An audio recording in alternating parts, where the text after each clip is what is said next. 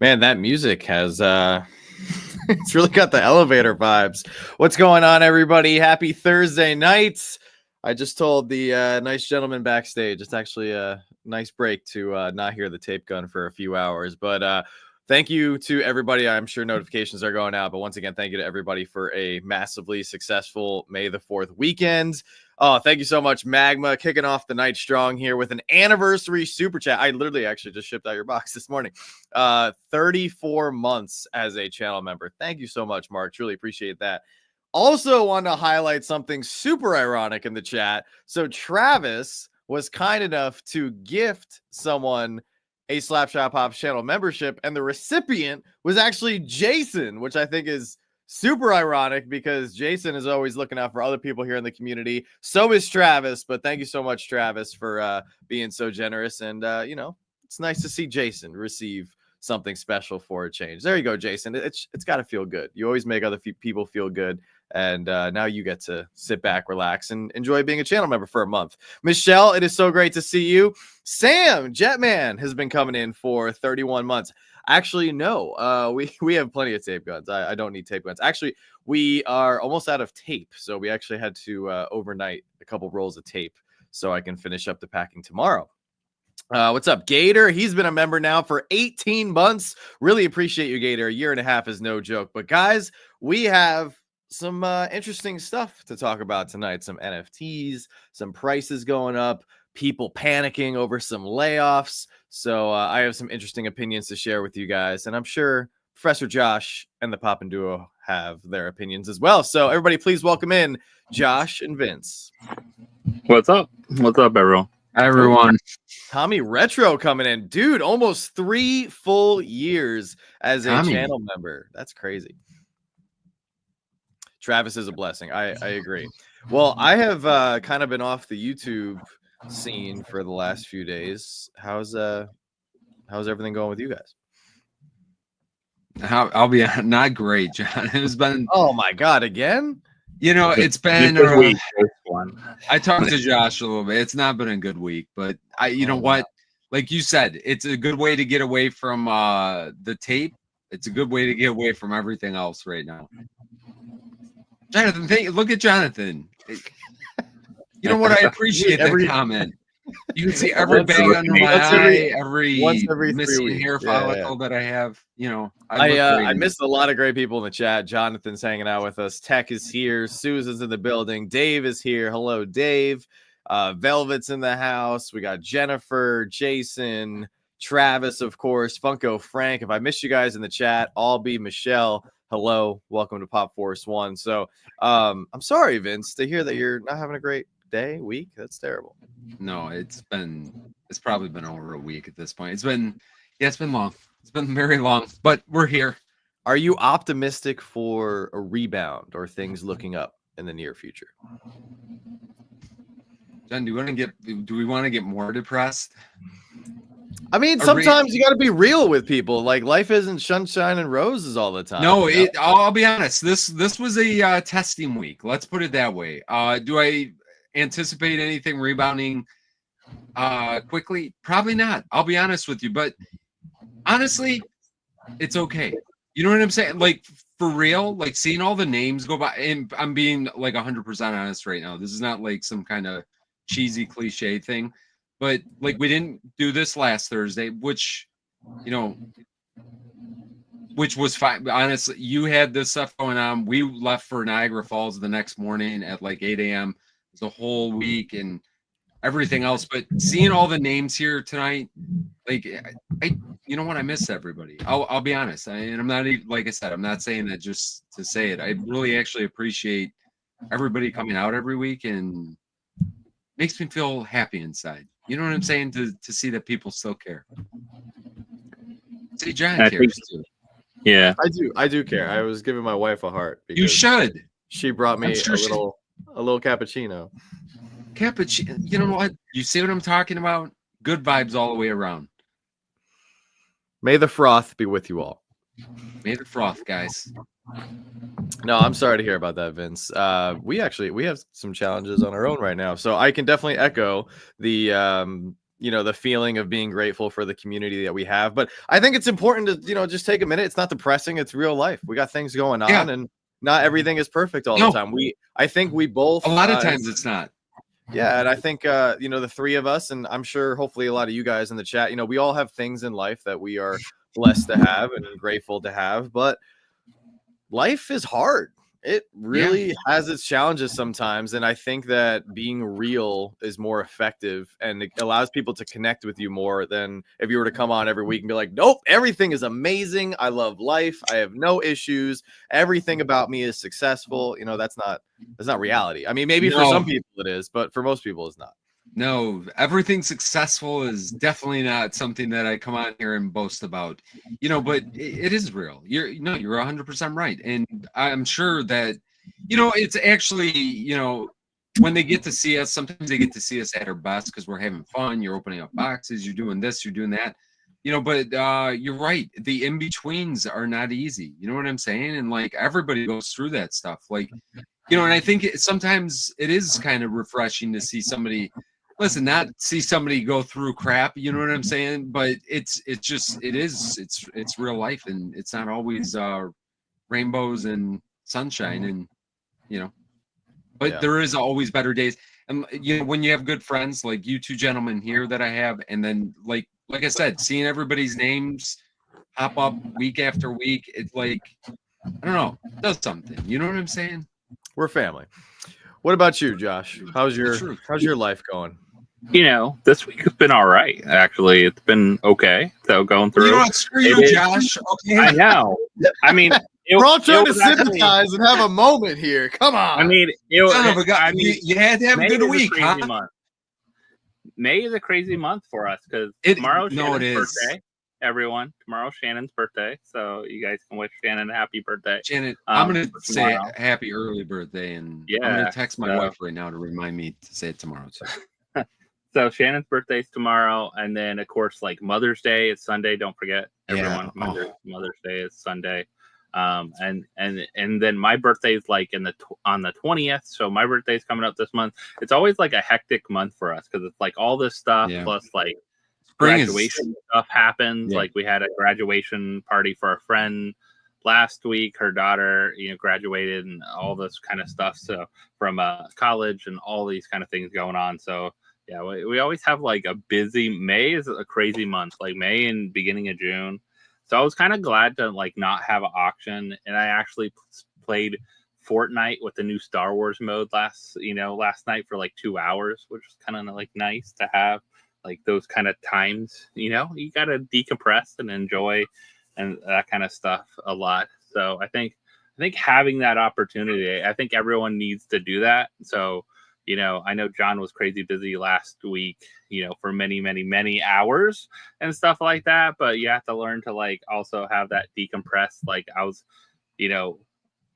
sad we didn't have PFO, because of hanging out with everyone. But also I was glad because it was kind of a nice little break as well too, and get other things done, or have to like try to clean out the drip line for your AC. Because it runs 24/7 in Florida this time of year already. So I had to like do that because it was leaking back and all those fun things last week. So, all that kind of fun stuff, life, grown up stuff, going on. But we, lots of cool things. I think I saw a lot of like fun stuff, like kind of drop online, which was nice, saw a bunch of things like starting to come through, which was cool. I was glad to unbox some stuff. Like I unboxed Dexter, which was like a long anticipated, like these are the lines I love because we've been waiting for how many years for a Dexter pop? Like I feel like it's been 10 years for a Dexter pop, and then probably has been that long. They really had the 2 plus the special edition one, stuff like that. So I love seeing things like that come out and like happen. People have been waiting for, fans have been, waiting to go. A lot of cool stuff with May the 4th too. Like a lot of fun things dropped a little different places, from Lego to, even I think Funko dropped the ball. Funko releases and things like that with Star Wars. We didn't get to talk about that last week. Like we saw some Star Wars releases. The first thing I will say in regards to May the 4th is of course, thank you to everybody for the incredible turnout. We would not have sold as much stuff that we did if we didn't need to bring in that revenue right now. So thank you to everybody who did that. But I will also say, just to piggyback on what you said, Josh, about like the resting and the recovering, those 4 nights, I mean technically 5 because we did the pre game show with Encore and everything Wednesday night, but Thursday, Friday, Saturday, Sunday, that is the hardest I have ever pushed myself as an auctioneer. Like just voice, like engaging with the chat, talking to everybody, and we would not have been as successful as we were without Teresa. Teresa was here for 10 days helping us prep for the show. She did a lot of packing, which was phenomenal. We also had Jonathan here, Misa and Batman were here for a little while as well, so we had a great team. And of course Joanna did incredible. I mean, everything she does is amazing, but she was so organized. And but really, sincerely, thank you to everybody who came out. I actually wasn't expecting. So Joanna and I had talked about it. We were only going to go to we were thinking 11 o'clock midnight. And then, of course, we ended up going 2, 3 a.m. I think Friday night was our latest night where we went to 3:34. So that was pretty late. But I was hoping to get out to GameStop to get the new Star Killer pop in person. Thankfully, Jonathan helped me out. He grabbed me one because there was no way. We got off Saturday night. We got off whatnot at 2:30 in the morning. And I must have slept till 2 o'clock in the afternoon. I went to bed hard. There was no time. I had no energy to go out of the house. But yeah, I got a couple Lego orders over here that I'm so excited to unbox. Did you get anything from Lego, Josh?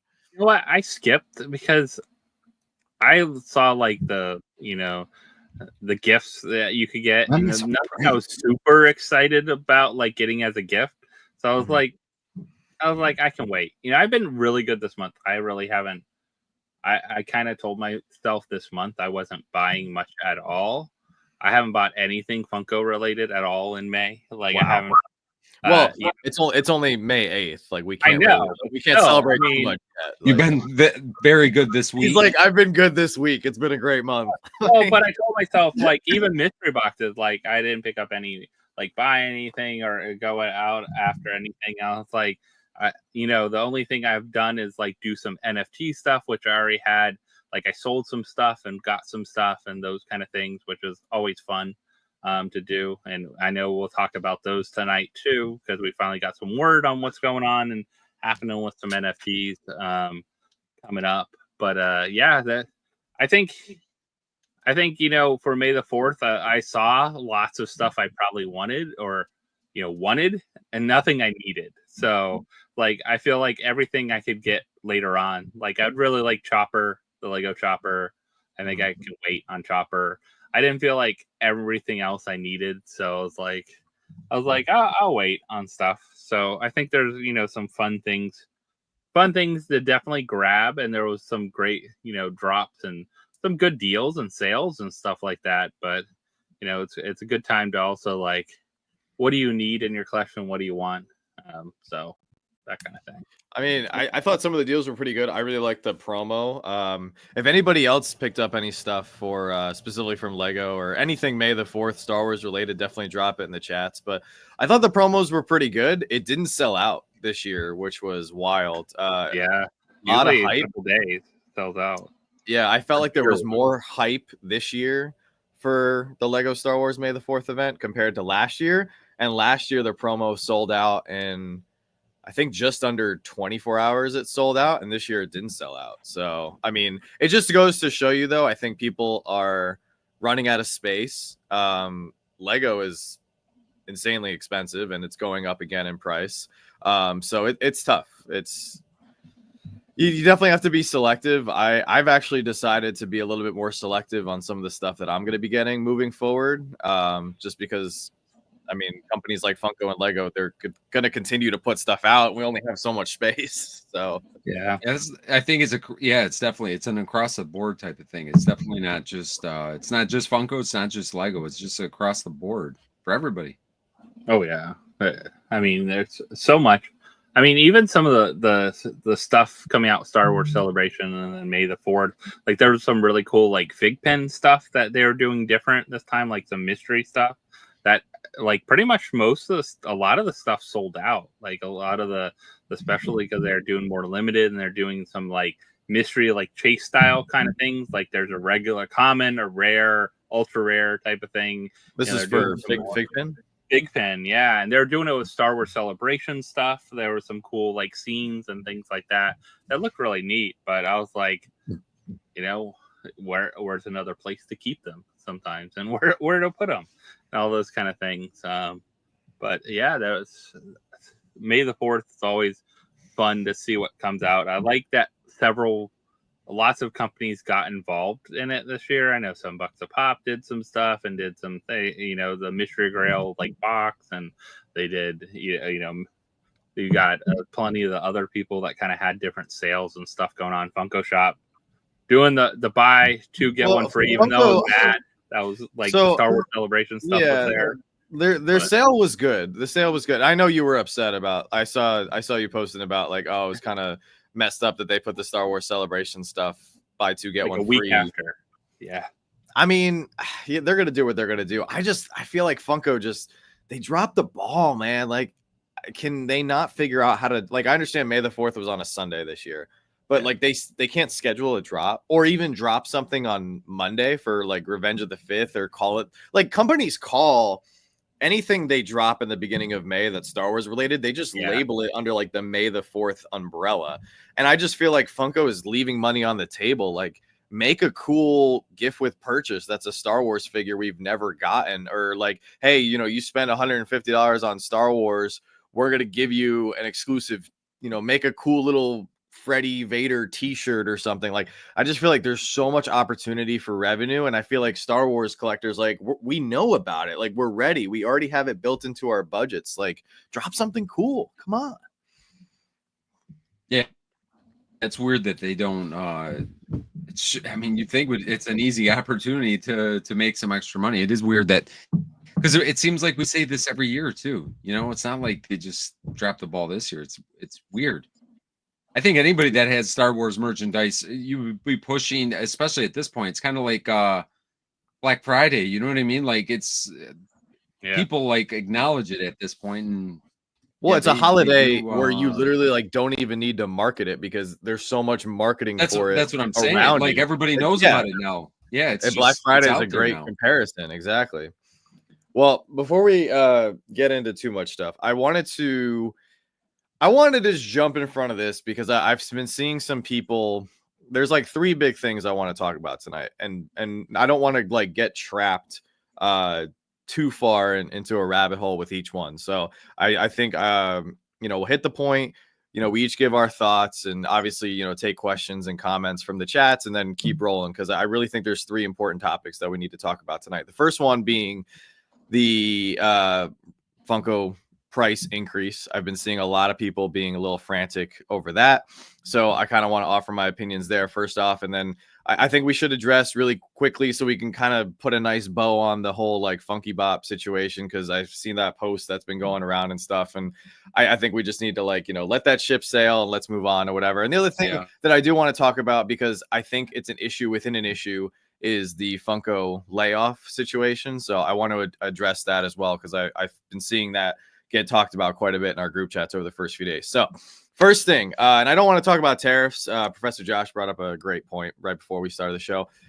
Everybody's kind of beating tariffs to death. I don't want to talk about tariffs. Like, there's so much confusion and misconception right now. We don't even know what's going to happen, permanently moving forward with them. So it's probably still not even something you can really comment too much about. Right. But I want to talk about the Funko price increases, because there's a couple things that I really like that Funko did in the message that they put out regarding the increase in price. Now, first off, the increase in price from 12 to 15 for a regular pop, I don't see, and this is just me, I don't see as being like the end of the world, because we've been paying $15 for con exclusives for how many years now? So it's not like they're making us jump to a price point that's unheard of. So I mean, I guess on the surface, like, how do you guys feel about that? I think I'm okay with it. You know, I think what you said at the beginning, John, like you're kind of, you know, and Jeff said it too. You guys are being a little more selective. I think this causes us just to be a little bit more selective than even we maybe what we would have been. You know, I think we're kind of now we're getting to the point where, like, I think in 2020, 2021, 2022, people are buying two of everything. You're buying something that you're going to be able to get rid of at some point because the values kept on going up. We're not living in that market anymore. We're not living in those days anymore. Now you're collecting really for the right reason. I mean, yes, you still got stuff that goes crazy. You got stuff that goes up to $100 in no time. That Dexter pop, I think, is going to be a good example of something that becomes grailish pretty darn quick. I don't know what the PPG is on it right now, but I can imagine that it's crazy because it did sell out. So I think we're living in a little bit of a, you know, that's another great example. Couple $100 pop that you could have pre-ordered for $20. Would you have not pre-ordered it for because it was the 20? Like, that's a good example right there, Josh, where I didn't pre-order it because I didn't want to spend the $20. And like, I have a lot of One Piece pops that I don't need to have all the statues to. And I made that conscious decision. And I also didn't buy it just as a prospect where I used to do that kind of stuff. Now that the pricing is where it's at, it's like they're gonna have to blow my socks off for me to buy something.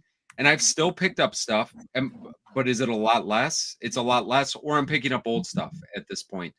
And with that being said, I think they probably need to raise the prices because I don't think they are going to be able to make as much because I don't think it's in, again, what you said, John, at the beginning. Lego did not sell out of their Star Wars stuff, which is usually like a no-brainer, like it's happening, you know, but people are having become, you know, the economy is where it's at right now. I told Joanna because she asked me if the promo sold out, and I said no. And she asked me on May 3rd.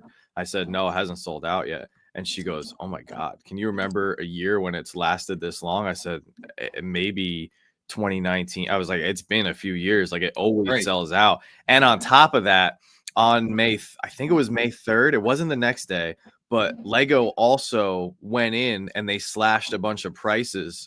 So they put some of their Star Wars sets on sale on May 3rd. Yeah.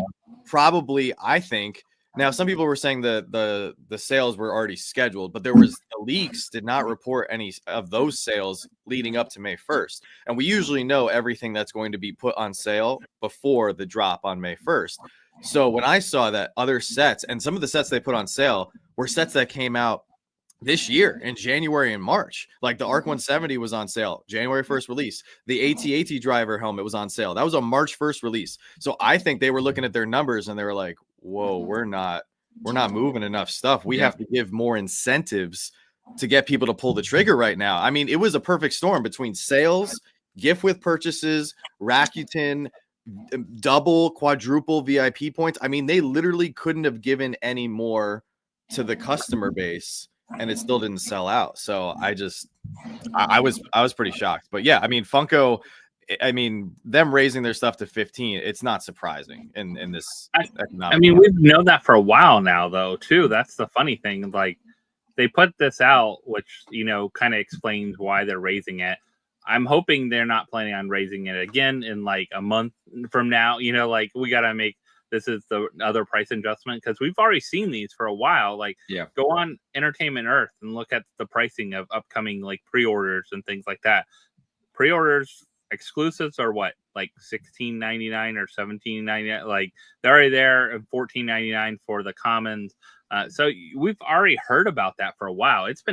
This has been talked about since January, probably January, February. We've heard the prices are going to be going up. This is kind of explaining why. I do like the idea, like, you know, we've already seen it with the kind of the Pop Plus style, like the additional price, because one, the box is a little different, plus you're getting a figure mold that has a little more to it, some more detail and things like that. And they're figuring if we have to create this, that's going to cost extra for developing a mold that has additional mold that might have multiple mold pieces to it to put together and things like that. So I think overall, really, I mean, if you look back to the 2012 Funko Pop, it was $9. All right, go back in time 10 years ago and look how much McDonald's McDouble cost. It was $1. It's not $1 anymore. You know, Yeah, like the dollar menu. Everything's double the price it was 10 years ago, pretty much. So like it feels like you used to be able to eat a whole meal at Taco Bell for like $6. Now it's like 14. So yeah, I mean it's definitely well, maybe I just got fatter and I'm eating a lot more. I don't know, but it it seems at least. I remember being a kid and we would go to McDonald's every once in a while. I was in a big family, so we were not eating. I think we ate out, I don't know, like 4 or 5 times a year. It was not very often. But I remember going to McDonald's and my dad gave each kid a $5 budget. And I remember thinking to myself, like, I can get a burger, I can get a drink, I got to get a fry, get a chicken nugget. Like, you were like a king. It was like, oh my God, I could pick anything. I could pick 5 out of 12 options. I could get apple slices and I get a toy. Like, it was crazy. And then now, yeah, you can't eat for $5. I mean, you got to use a coupon. You got to use this and that to get like anything off you can. John, when I was little, the burgers came in styrofoam. Oh, jeez. Do you remember that, Josh? The ones McDonald's, the all the separate remember they had the styrofoam. No, like yeah. When I get the fish fillet sandwich, it came in a styrofoam thing. It wasn't in like paper. They didn't care about anything back in the 80s. The 59, 79, and 99-cent menu at Taco Bell. That was the day. That's when $5 would take you far. $5, you're talking about like 6 tacos and a drink at least. Yeah, that was like in my late teenage years, I think, is when that started happening. Regardless. Sorry, we got carried no, it's out. okay. No, we got to get back on track because now I apologize. I'm getting super hungry. But the reason I wanted to talk about this first is because Funko is doing something right here that we've actually been asking for, or at least I have been asking for many years. Communication with the community, and they're put out a message, and there's a lot of things I like about this message, and I think that if they follow through and they stick to what some of the points we have to really highlight from this message, I think Funko will actually experience a lot of success. And some of the things that I want to highlight are some of the things that some people have already brought up in the chat, so people have also noticed. One big thing they talked about was they say it, better sculpts, more detailed figures, and premium packaging, like better molds. Like, I'm like, if my $3 is going to get me some more unique figures, some great characters, some more detailed boxes and stickers, I'm all about it. Like, I think that $3 goes a long way. But when you hear it directly from Funko, doesn't it feel good? I mean, I'll be honest with you. Like, I feel like they've been pivoting for like the last 8 months, and it probably goes way longer than this. But I would say like the last 6 to 8 months, I feel like there's been a strong pivot with a lot of their stuff. I mean, I think that they're doing a great job pivoting where they're pivoting to, because if they would have kept going the way that they were in 2023, like it felt like there was release after release after release after release. Nothing like, there was no like new, like, we're asking for limited pieces, we're asking for this, we're asking for that, and we weren't getting any of that. They really have done a nice job, I think, for the climate that they're in. Like I said, I think that the collectibles bubble in general has burst. And it probably burst a while ago, where they could just throw anything at the wall and you're just going to make millions and millions of dollars. And it'll sell out. Yeah. And it'll sell out and you don't have to worry about it. You could do whatever crap you want, because honestly, they were getting to that point. And let's all be honest, like there was just too much. And I think that they started to see that writing on the wall. They started to make that pivot. And I love what they're doing now. I like, are they making mistakes with stuff still? Absolutely. Are they the best company ever to walk the earth? No, no, and I don't think business in general can ever claim that. But I think they're doing a good job pivoting where they're pivoting to. It sucks with all the stuff that has to come with a pivot like this, where people are losing jobs and all that kind of thing. But unfortunately, I think that this is a necessary thing that they had to do. I like that we're getting communication, just like you said, John. Like, it's nice to see, hey, this is what's going on. Like, I wish that this was like this for the last 6 years now. But, it's good to see that they're doing this. And I like that where they're pivoting. I like that we got the new, we got those limited releases coming next week. I'm okay that the price structure is different because, listen, the first 4, the only complaint I have is the first 4 limited releases The anime one, maybe for the anime fans, is great, but the other three for me are just not very exciting. I kind of wish, and I love Mumra, but like, it's part of me almost doesn't like. Do I want to go down a blacklight line now on a I just wish it whatever? wasn't- Okay, that Yeah. I don't want to talk like negative, like you know what I'm saying. If they would have Yeah. maybe done something, the only way it would have been perfect is if they did something where it was like, man, everybody wants to go get that, but maybe this was their way to test the waters. But long story short, I like what they're doing. I like the way that they pivoted. I think they're moving in a very good direction to be healthy as a long-term play. So that's where I'm at. I'm okay with the price increases because I'm buying less probably anyway. So now that they're raising the price a little bit, like I'm still okay because the stuff that I really want to get, like I'm gonna still get it whether it was $2 less or more. Anyway, so yeah. What do you think, Josh?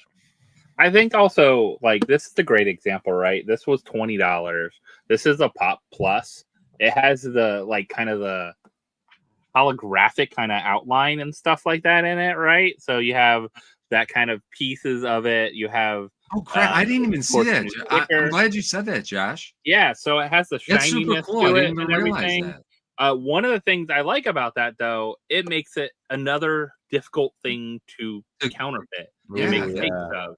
So you're not how many people are going to do that with this kind of thing? You got the sticker, but also you got the Pop Plus that has the kind of the glittery outline of it. Plus, this came in a hard stack already. Like it already came in a hard stack. That's $8. gonna save you Sure. $5-10 right there. I mean, I think $8 at least for a hard stack, like minimum. Like you're thinking $8 at least. It probably, and then this probably will be a $25 like cost. I think in the near future, like you saw 10 toy like that, but that was a limited piece. This one isn't technically a limited piece, but we don't know how many they made. I kind of wish the pre-orders they would say how many they made of them, just so we kind of know as collectors. Because imagine if this came out. Everyone got this, and this actually only came out to like a 3,000 or a 5,000 piece. Like we don't know. Yeah, it could right. be. It could be a 3,000. I'm glad you showed that box off though. I skipped over. I did see. I read this release and they said packaging and that. That's actually very cool. I think I've seen the box before on one of the feed. In the feeds. I know I seen the box. I never even noticed that. I think that's very cool that they did. Any of the pluses now have that, and I think they're charging a little more for them, but they're also making a premium box out of it. So it's kind of like they talked about premium packaging and premium, like all these kind of like little pluses are in there, and I think that helps a lot. But also it makes it more of a collectible piece. Each little premium they add makes it a more premium collectible, right? Like the cheaper you make something, the less it is a collectible until like 30 years from now, because no one can keep it in good condition because it was made so cheaply, everything falls apart. Like that kind of thing. When you look back at like old like vintage toys, like things from the 70s, things like that, the people that collect the vintage toys, some of that stuff's hard to find because things fall apart, pieces disintegrate, everyone loses this one piece that always comes with this character and things like that. So the better I think they make kind of some of the premium pieces and parts are going to help as well too. Plus getting, I don't know.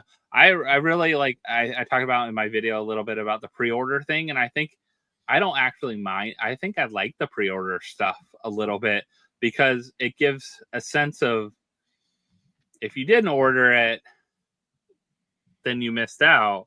But it also gives a sense they're not restocking. They haven't seen any restocks of any kind of pre-order at all yet. Like I haven't seen, which is super important. And that's something in the last point that I feel like is kind of a shot, because you got to remember it's a new guard now. And from what I'm hearing, they are really trying to do things differently than from the last few years.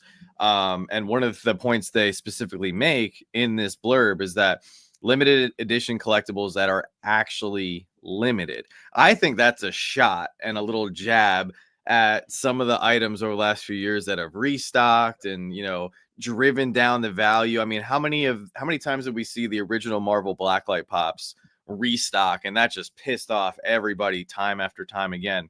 There's a couple comments that I want to highlight really quick before we keep going, because I don't want to lose them here in the chat. Tasha Fig says that she listens to the quarter earning call today, and Cynthia used these talking points when talking to the investors. So I think that's good. It's complete transparency. You're using the same points. You're presenting them to your investors, the people that are funneling money into Funko, from a broader perspective. And then you're also turning around and you're telling your customer base, aka us as the collectors, the exact same thing. Like, hey, we're all on the same page. This is where the company is headed. This is our focus right now. This is what we want to do. I mean, honestly, I feel like they've listened to what we've been saying and I'm not saying like us particularly, like us three, like they're listening to us, but I'm saying us as the community, like, because we've been saying like basically exactly what I think they've been kind of pivoting to over this last, whatever, like I said, 8 months to whatever. I feel like they're listening to their consumer for the most part, and they're starting to do what we've asked them to do. Like, I'm going to be curious to see how the next week goes with all the limited drops. We got a nice NFT drop as well, which I don't think is going to be crazy popular, but I think we got that coming out, and I like what they've been doing with the NFT stuff as well. So I've liked all the changes, and I'm okay with, if you feel like you're getting it, put it this way, make less, charge a little bit more, and let's not send everything to Five Below. Because when everything ends up at Five Below in the discount stores, and I don't see that story popping up left and right anymore. Not saying that that's still not happening a little bit, but I think that they've corrected. No, I think there's plenty of news sources. If it was happening, it would definitely be brought. And that's my point exactly. I feel like that they knew what their screw up was. They made way too much of this stuff. Like, I really think that they've made a strong pivot over the last year here. And they're really starting to get the ship correct. Again, I think it's just a different time now. I think the collectible market in general is a different place.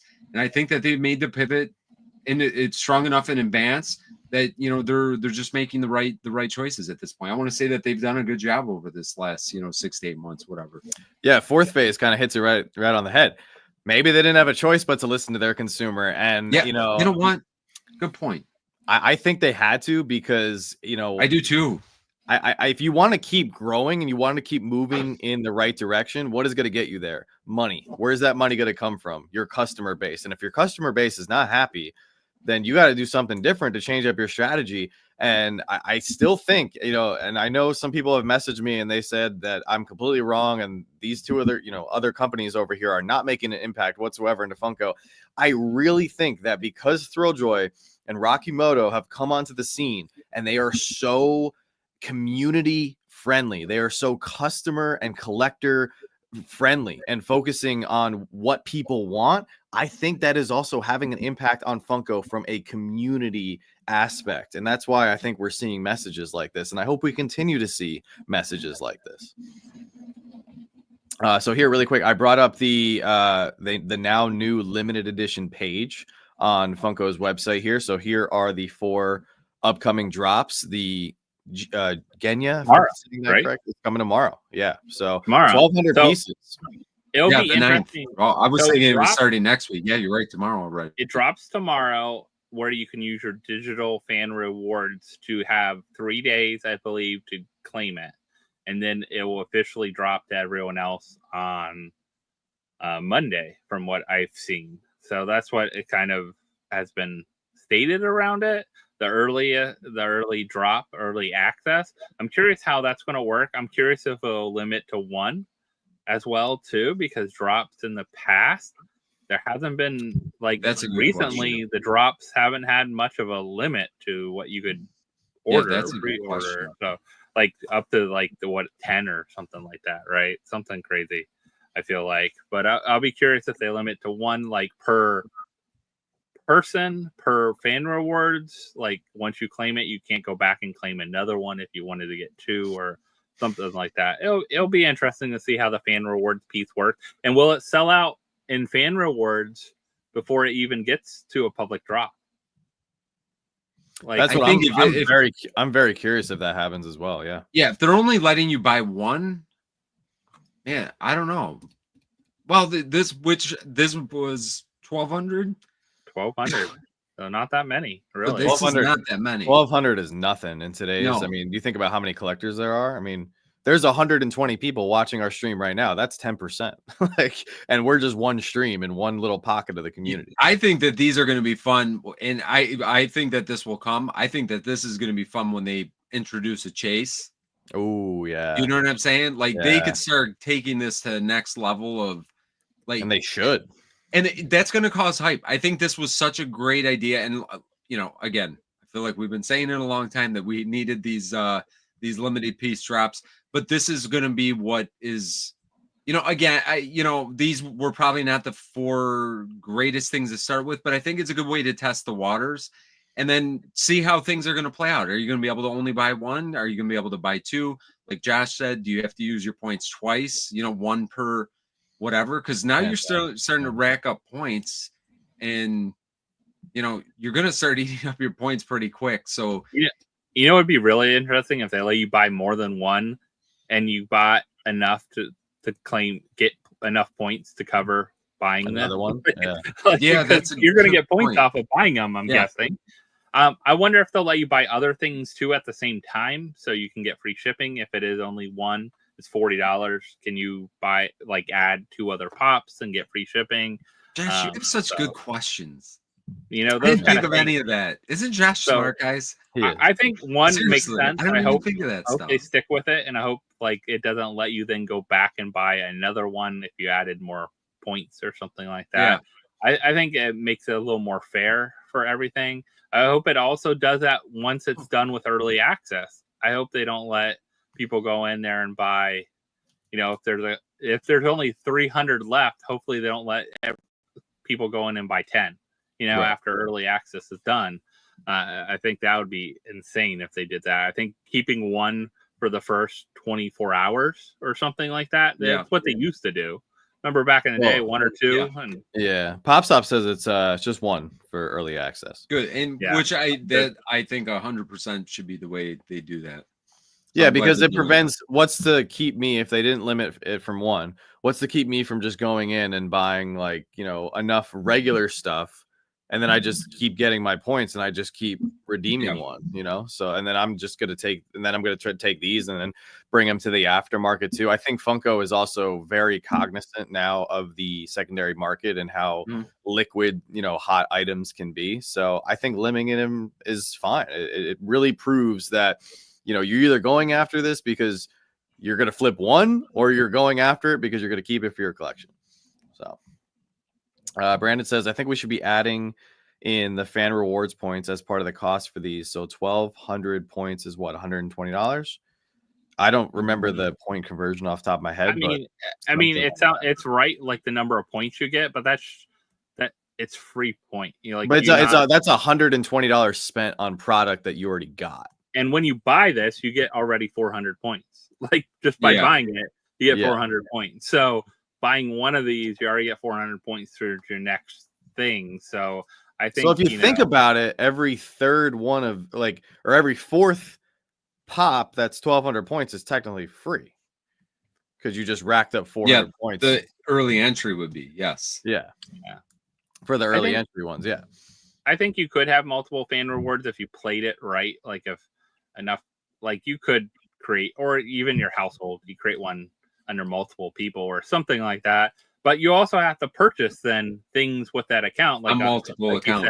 Multiple accounts. You have to purchase, so $120 worth of stuff on multiple accounts beforehand, and they don't reward the points to things ship, everyone. So don't think you can go in tonight, spend $120 and get the points for tomorrow. Now, they might ship stuff by Saturday, but doubtful. Like Funko doesn't ship overnight. It seems like they kind of slowed down on how fast things are getting out. Sometimes it's really quick, but other times I've seen it slower. I think also depending on what shipping service they've been using and stuff. They don't give you points till they fulfill your order. Right. Is this the best way for them to kind of circumvent the bots then? You know what I'm saying? Yeah. I think people still find a way around the system a little bit, but it's more cumbersome and costly for the people. That's what I'm saying, because I don't think there's a way that you could scam the points, because that's got to be something. Well, I'm pretty sure. So, PopStop and a few people are saying that people will be creating more accounts for this reason. I mean, if you are creating more accounts, I'm pretty sure they only limit one account per address. So if you have other addresses or if you have other places you're trying to claim as your address, but I mean, they're going to be smart enough to figure out like, hey, why does somebody have like 12 accounts? Or, they can, hey, you know what? If Hulu now, like we are all in the same account for Hulu and they just turned our TV off because they did a GPS tracker system to our family account and they realize that 12 people are only paying one subscription. So now if we want Hulu again, we have to pay for the first time in years. So if Hulu can figure it out, I'm sure Funko can figure it out. I think what Josh said though too. I mean, if let's say you create 10 accounts, you got to spend 1,200. You got to get 1,200 points on 10 different accounts. True. Yeah. Like true. you're going to be spending a lot more money doing that to try to flip a couple pops. Like I don't think that's kind of what I'm saying. Like this is a good way to circumvent somebody trying to hoard, a drop like this. Because once it goes to public release, to everybody, like now all bets are off. I mean, whatever. And I'm not, I don't even know who uses bots for Funko stuff anymore. I don't know if it's something that is even a thing, but I could see where limited stuff like this, especially when we start talking those really limited ones or something that, again, these I don't think are ones that people are clamoring over. I think they will do stuff that people are clamoring over. And now it's going to be critical. You have to use your points, and you're probably going to have to use your points quick. This I don't think is going to be that thing. Now, I'm not saying that they won't sell out of the points thing where they got to get the 1,200 pieces, but I don't think it's going to be like an instantaneous 1,200 people. And you know what? It could be wrong. So I can tell you, Vince, because I'm in a couple of those groups where people have Funko bots. They actually just sent out an alert like 5 minutes before we went live, getting ready to have your bots ready for the Fun Days tickets. So there's still bots. There's still people. Fun Days tickets, I think, is different. That I totally. Well, if they're using anything limited. Agree with you. Anything limited, people are still trying to. Anything somebody can make money with. You're right. They will definitely do that. I think, yeah. Speaking of, that's one thing we got the announcement today about Fun Days. So we did get an announcement earlier in the week about another event. Yes. So really quick before we move on to we move on to those, let me just wrap up some of the comments here. Dave says use a VPN and you'll fool those location trackers. We realize that, so we can watch Hulu on our laptops, but not our TV. So they got us with the TV. And then Velvet and a few other people made a good point. And Steven, in the UK and Canada, they don't have fan rewards yet. I thought I saw something that they were trying to get fan rewards to the UK. I mean, they got to be working on it for Canada at some point as well. No, we don't need Canada to be the 51st state. Canada's completely fine on their own. But that's got to be something Funko has in the works, because they keep talking about expanding to other parts of the world. Like, I mean, they already have customers in like the UK and Canada is a huge customer base for them. I'm sure they must be got to be trying to bring in the reward system. Why can't they do the rewards? Is it something with the countries? Like, it's got to be some sort of international like regulations thing. I've had reward issues and stuff like that. It's almost like kind of like sometimes, regulations like. Europe has a ton of internet regulations that we don't have. I mean, we just found out. Okay, great example. The iOS whole debate, like Epic Games, Fortnite on iOS, lawsuit several years ago. Yeah. Finally, because they were sending people to Epic Games website to purchase coins, and Apple shut down their app because they felt like they wanted their 30% off of them buying Fortnite bucks, to be a V-Bucks to add to people's accounts. And they actually won the lawsuit. They didn't want money. They wanted to force Apple not to be able to do that when you send someone to a website. Like, allow that to still happen. You go to a website, and that has changed. Europe has had that for a while. Like, Apple cannot do that in Europe because of some of the regulations and things like that. So I think it's the same idea. There's a lot of regulations around internet, different things in different countries and cross countries, and just like raffles and other things like that, like considered gambling maybe, or lotteries, and where you can buy stuff and can't buy stuff. And all those kind of pieces. So it could be a big part of that, like just how that works. Like even stuff they can't buy, like, you know, Canada can buy it from the Funko shop finally, but there's certain drops they can't. Certain things they're not allowed to grab. Like it won't allow you to ship to Canada.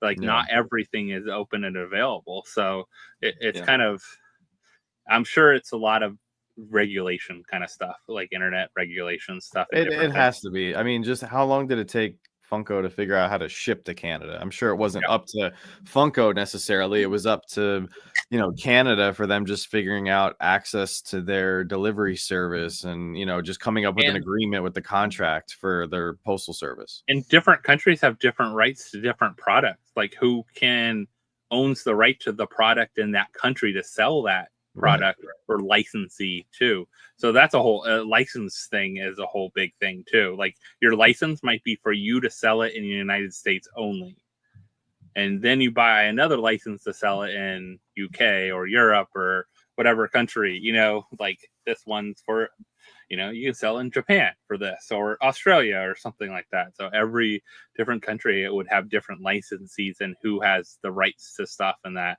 So that's big with like Star Wars and other big brands like that too. Oh, for sure. Not everyone has open licenses to every country. So Brandon's got a question here. Did they say what would happen if, let's say, 600 people use their points on a 500 piece drop? Do they limit the fan rewards entry to the number of the pop? I'm sure it'll lock out, like, you know, because Josh, they've had other limited like drops on there, and usually they just sell out with the, you know, on their fan reward site, and usually it just sells out. I think they would limit to like how many access they give. So they might not even give 1,200 access on, you know, tomorrow morning. Right. The problem, they did say if you did not purchase it within the window, that you lose your points. So if you have that 3-day window or whatever it is, sounds like beforehand, or maybe it's a 1-day window or whatever, they said if you do not purchase it, you do not keep your points. Now, it also might sell out. I mean, if it's something like a 50-piece drop and you add early access to it, it might be gone. Who knows? They might let it go before you can get access to it. I don't know. I would think they would be smart to only put so many like fan reward, kind of like your fan rewards for your drop account. You remember like when you got the Valentine, the Freddy Funko's NFTs, like when you got that, you got a code and you got a website to go to and you put in the code, you got access. I'm sure it's going to work a little bit like that. Well, that's what I'm saying. And you know, the way I would think that they're going to make it work, and I know what you're saying, Jet, but let's say they have 1,200 items or whatever, the 1,200 slots.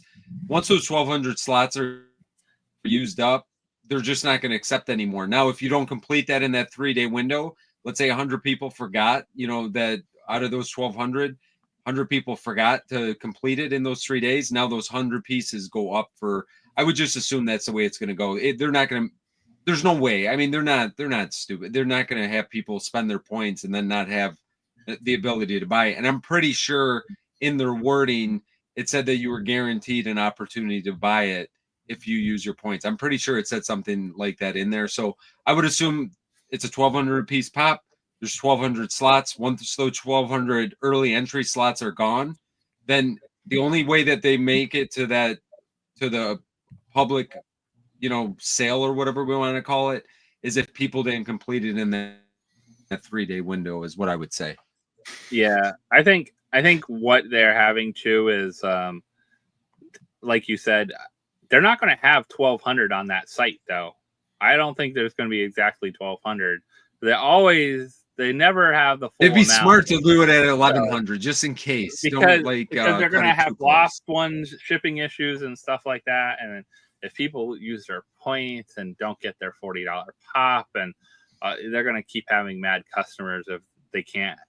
You know what, though, John? I bet you they'll have a couple sitting on the side somewhere. I have a feeling that they'll do it, because honestly, fan rewards or giveaways or something like that later. Yeah, I mean, they got to do it like the NFTs. I think the NFTs are the same way. I mean, they know exactly how many need to be made, but somehow they're able to replace people's products. So But that, I think that goes for anything. I mean, there has to be something that they keep some kind of stock for things that are going to get damaged. And I, what that amount is, I don't know. I'm sure they figured that out over the year. Is it 10% more? Is it 15% more? Is it 20%? I'm sure that they kind of know what they need to do. But I would think that they're going to have a little bit extra for replacements if necessary. Yeah. So I pulled up the Thrilljoy thing's Block stupid. Party Boardwalk Bash, which is basically their version of Fun Days. I have seen this comment a couple times throughout the last few weeks whenever we've talked about Thrilljoy or some other companies here on the stream. I know Thrilljoy is very expensive. I am not a fan of Thrilljoy, but I think something like this is good to talk about because it is a big party that a lot of people are looking forward to. It's happening at San Diego Comic-Con. I know there's a lot of people in here who are probably going to try to go to this. Even if they're not big Thrilljoy collectors, they still want to go and have fun. So tomorrow is the big drop for their tickets, 9 a.m. Pacific, 12 p.m. Eastern. So if you guys want to try to get tickets for this, I would imagine it's going to sell out pretty quick, just like Fun Days. And interesting enough, it's $150 plus fees for tickets. Mm-hmm. So it's about the same price as you're looking at Fun Days right now, like the Fun Day stuff when we talk about that. But the ticket limit is up to 4 people. So you can, like, usually it's only 2. So they're trying to accommodate families. So it's 4 tickets, which I don't know how big this event is then, but it does say, can I resell my tickets? No. You may update the name on your tickets, but reselling is not permitted. Any attempts to sell a ticket will result in cancellation. I don't know how they're going to know that unless you put it on eBay and they find out that you put it on eBay or something like that. Like, how are they going to know if you private message someone? I think it's going to be very similar to what Fun Days was. I think they said the same thing with Fun Days, and they just never enforced it. If they catch it, it's a known thing. Like if they see you posting something and tag Thrilljoy in it, I don't know why you would. I'm selling my 4 tickets for $800 each. That kind of thing. Yeah, maybe don't do that. And I will say one of the things that they did pivot to, we talked about already from WonderCon. We haven't seen really yet, though. Like that idea of, I wish that's one thing Thrilljoy has a lot of hype during a con, and then falls off instantly because they're not ready with the hype afterwards. Like, you got to bring, like, if you're gonna hype stuff up at a con, you got to bring a little more right afterward going on. But I think with the $20 price point that they're coming out with the limited pieces, it's very similar in price point. If you think about like Pop Mart and stuff like that, like other things that are trending right now, Pop Mart, Labubu, all those kind of things are trending right now, like as like other products that are competing with like Funko. Like if you're collecting stuff and buying stuff, if you like blind boxes and other collectibles, like I think you're seeing that there. But I think, I don't know. If you're there at San Diego Comic-Con and you want a fun kind of different event, this is probably a great thing to go to.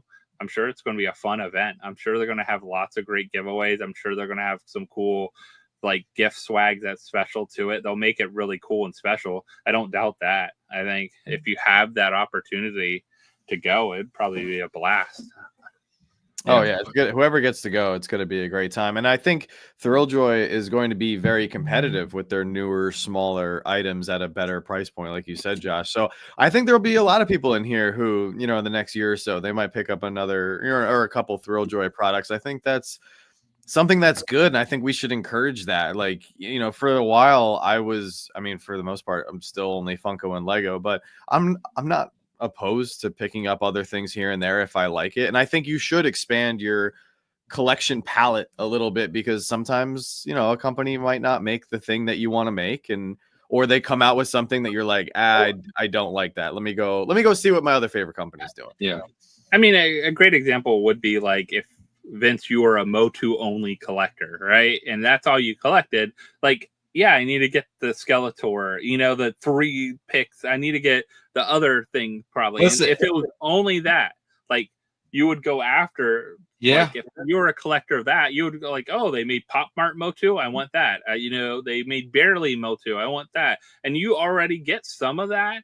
But I think you like dive more into like all the different things. If that was your collection, is all Motu or all something, like if someone was just a Star Wars collector, they're gonna have Lego, they're gonna have Black Series figures, they're gonna have every different thing. If I got my that was Marvin the your thing, Martian stuff right here. I'm looking at it right now, and I've got multiple different. They do a Marvin the Martian. I'm 100% in.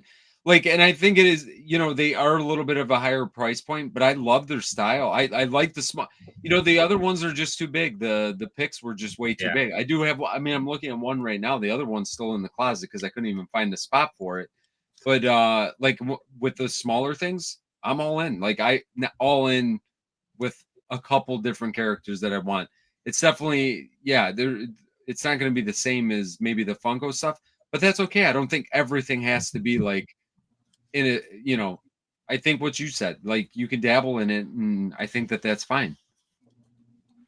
So we do have updated Fun Days information. I know people were looking for this, and I actually think $150 is not bad. It's cheaper. I was worried that Funko was going to try to pull a fast one a little bit and charge the same as last year's Fun Days, and like, you know, historically, and they did mention the box of fun, which I love that they did mention the box of fun. It was different. The special box of fun, yes, for in person. So that means it's going to be at home box of fun. Yeah, so good.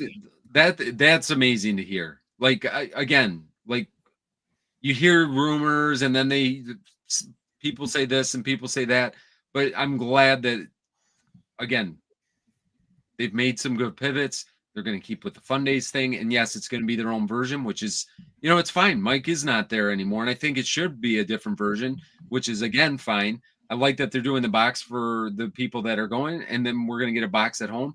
Like, fantastic. I think that's it would be the dumbest business move of the year if they didn't do it. Like, people look forward to those boxes. 95% of the community doesn't even attempt to grab tickets to this event because they just can't. They have life and family and jobs and responsibilities. It's not in the cards to go to this event. So they like to feel a part of it by trying to get one of these take-home boxes, and it is exciting every single year to see what they come out with. So Pops Up says, I wonder how long the time slots will be, though. It's more than just go for the day. You have a specific time slot on that day. Yeah, there's going to be a lot of tickets, which I think ultimately is good. Like, they should get as many people in and out as possible. So if the time slots are 15 minutes apart, 30 minutes apart, an hour apart, I don't think they'll be an hour apart. I think half an hour, if I had to guess.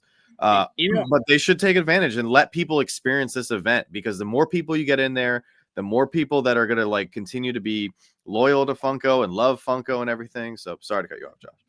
I think the cool thing is too, like, they're not, I think the plus of not having it was San Diego Comic-Con, and that, I think we talked about it a few weeks ago, was the idea of that it takes away from the San Diego Comic-Con too. You pay a lot of money to go to there. Then this Fun Day event happens on a Friday or Saturday night or both nights or whatever. But there's stuff going on at the con, like related to the con, that isn't Funko related, that you might want to check out. Maybe out to Hall H special appearance by, you know, whatever, you know, the Avengers or something, like you want to go check out something happening, but you can't because you got these Fun Day tickets now and things like that. So I think this is kind of cool. I think they will do it in time slots because it sounds more like an escape room kind of idea. Like somehow there, I think there's going to be other things going on and happening. Hopefully, this is what I would love to see though too. You guys, whoever's going out of this, all these people that are with us tonight, whoever's going needs to start a chat group somewhere, whether it's Instagram or whatever, of people going, so people can get together and do other things together and meet up as fans. They mentioned that in the original post that they wanted to encourage trading and people meeting up. So they're definitely leaning into that collector vibe. And I mean, at least you're in a city with a lot of other things to do too. It's not like, oh, you went to the city and this is all there is. Like, there's a ton of stuff to do. I mean, I still hope in the future they could do this in other places and travel around. That'd be really cool. Like, I'd love them to come to Orlando or something like that, or go to, you know, New York, or go to the middle of whatever, kind of like they did with Fun on the Run, but more like these different fan experiences. It would be really cool. Imagine if they had like history of too, like they had some really old like prototypes and cool stuff with Funko they had in their like warehouse. They traveled around with the museum as well and had all kinds of cool things. So I don't know. So before I get to Dave's comment, I want to address Pedro's comment here. He says every Funko collector's dream is to attend Fun Days. However, with Rocky Moto and Thrilljoy also hosting events, will the three of you ever consider joining them? So I know for me, I am not particularly interested in becoming a hardcore Rocky Moto or Thrilljoy collector. Like I don't see myself collecting a lot of what they have to offer. I'm sure, my wife, most of you guys know, Joanna, she loves all the characters eating noodles. So I'm sure we'll grab a Rocky Moto, what are they called? The Slurpees or Slurprise. Well, yeah, I'm sure we'll grab a couple of them, one of these days. Thrilljoy, to me, I'm not really the characters. I might grab a blue just because it's their mascot. I do like Yetis and stuff like that, but I don't really have any interest in collecting the figures. Initially, I will say this. At first, I was like, oh man, it would be really cool to go to like Rocky Motor or Thrilljoy's version of Fun Days. But then I took a step back and I said, you know what? That's not really fair. Like, I don't want to go to these events just to experience the event if I'm not a diehard collector, because I see people going to Funko events and I'm like, man, that sucks. Like, they're not into it. They just want to be there for the party because that's where the party's at, but they don't collect. So I don't want to take away a spot at a Rocky Moto or Thrilljoy party and rob a potential Thrilljoy or Rocky Moto collector who loves the product, loves the company, from having that experience. So I don't see myself, unfortunately, at either one of those events. I'll be a shill for anybody that would like to have me out. So guys, I'll be the biggest fan you'll ever meet if you'd like to invite me. No, I mean, I'll be honest. Listen, all three of those companies don't have a friggin' clue who I am. So I think I'm going to be in the clear from getting invited to anything, quite honestly. Well, it's not even getting invited. It's like, well, what if you get tickets on the drop? It has nothing to do with if you get invited. I'm not even going to try, John, because you know what? I tried for years with Fun Days because I would have tried to make it out there, and it's been the most frustrating experience ever because what you said with the bots. And listen, I'm sorry, but when the same people go year after year after year after year after year, something is up as far as I'm concerned. When you see the same people con after con that get in the line over and over, and when people get 6 slots somehow and I can't even get a sniff at one, something's up with that. So I don't even try anymore. So, and it honestly, it's all right. It's okay. And that's my point. Anyway. And that's my point, though. I see like exactly what you just said. I see the same people going to Fun Days every year, and it bums me out because some of the people that I see going, like, they're not Funko collectors. No, like, and I'm with you, John. I wouldn't want to take. I was joking. I don't want to be a shill because, maybe I would. I wish I had the offer and I wish I could turn it down. But regardless of being a shill or not, I wouldn't want to take that opportunity away from somebody else that really is like, a diehard whatever fan. Like that's not my,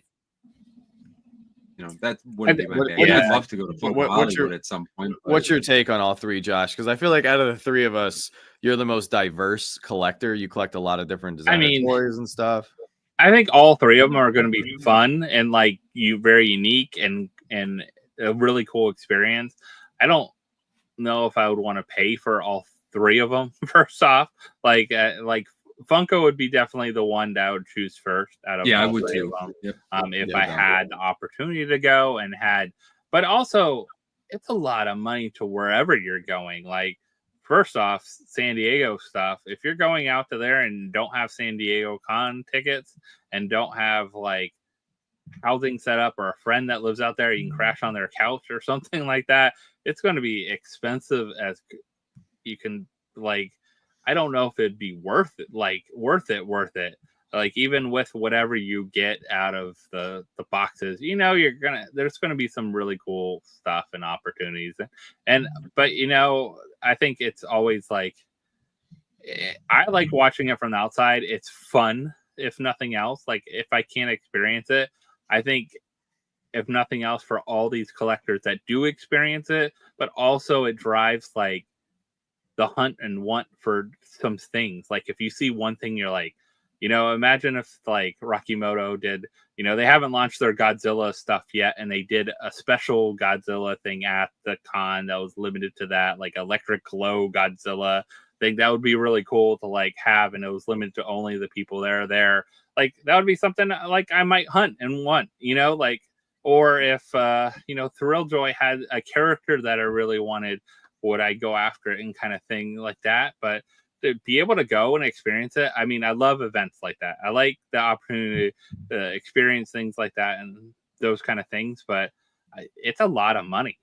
Like it is. if it was local, it is a lot of money, and there's different. I mean, we're being very selective now, and we're on a tighter budget than we've ever been, and yeah, I want to be very selective. I think we're going to rule out New York Comic Con this year just because of how much the hotel's gone up. It's just we can't justify spending that much money on a hotel for a few days when we could take that money and do something else. And we could take that money and do something else and still have a little bit left over to where I could buy, one of the hot items released at New York Comic Con and, be able to afford to pay a little bit more on the secondary market and grab it from somebody who went to the con, so it's just, yeah, like the housing, the transportation on top of the event, food, gas. Yeah. If you have connections, that's the way to go. I see Albie is, he's offering his pullout couch. Covering that up.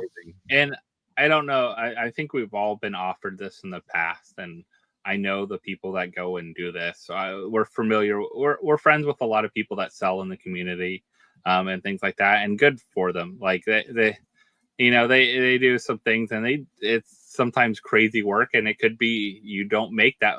Like I don't feel like sometimes they really actually make that much money off of these things. Like some people think they can do it and realize that it's not really for them.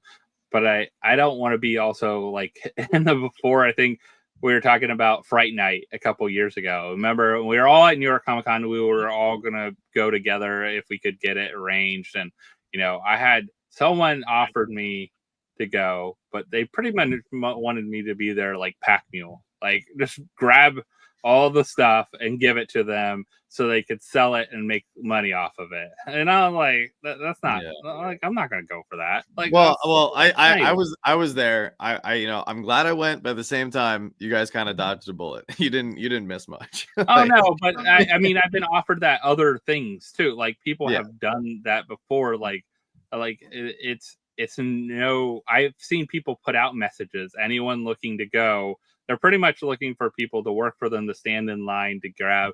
Like, I'm going to put you in line at whatever San Diego Con Funko booth. You're going to stand in line. You're going to go fun days with me. You're going to stand in line, grab stuff.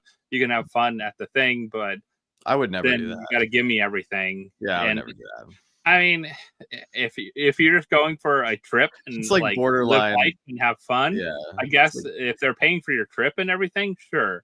But but do you want to do? Is that how you want to do it? And do you want to be that person that sees all this stuff and then gives it to someone so they can sell and make $10,000 off all the stuff that you just got? No, it's messed up. It's like to be that close to the sun and you can't touch it. No, I'd rather stay home. So Dave has a question here. He says, where does it say in the post that there's an at-home box of fun? So you can actually imply from the comment that they made, they say a box of fun is included that's unique to the in-person event. So from there you can draw the. We are probably taking a little jump, but yeah, I would assume because they put that line in there, unique to the in-person event.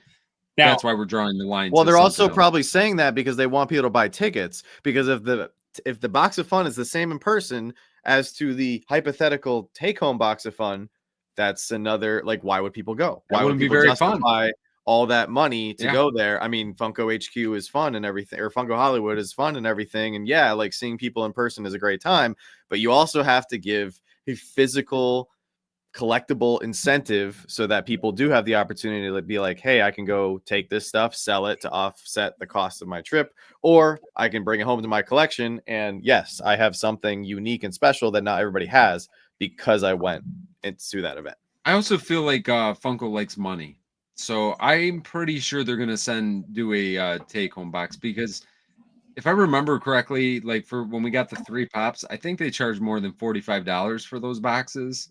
I don't remember what they charged exactly, but I feel like they like making money, and they will. Wasn't it 125? I thought it was at least when we had $100. 3 sodas too, though. Like I think that was 3 sodas. What about the years that we got like 3 pops though, without the sodas? 3 pops? It was 105. I'm pretty sure. That's what I'm saying, and that's a. A lot more from than 150, they're only $45. charging for the in person.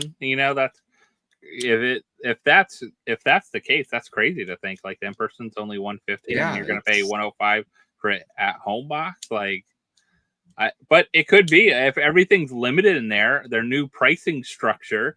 Do you think if are they going to put those new? It would actually probably be closer stickers? to 120 or something. Yeah, like it could be it could be a pretty expensive box. I'll be curious if they all come in stacks, if they all have the special new sticker, not just the QR code sticker, but those limited colored stickers when they're under so many numbers and stuff like that. So I think I'll wait a couple years and pick them up from China.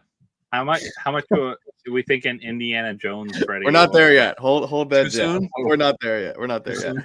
No, speaking of money, I thought this would be a good segue. I do have somebody that I do have a little bit of a problem with, and that's what I want to get to in this next segment because I've had an issue with him for a while, but I think this I think just this, and I'm not trying to be negative. I am legit trying to be real, and I think that when you have this is the basis of my thoughts.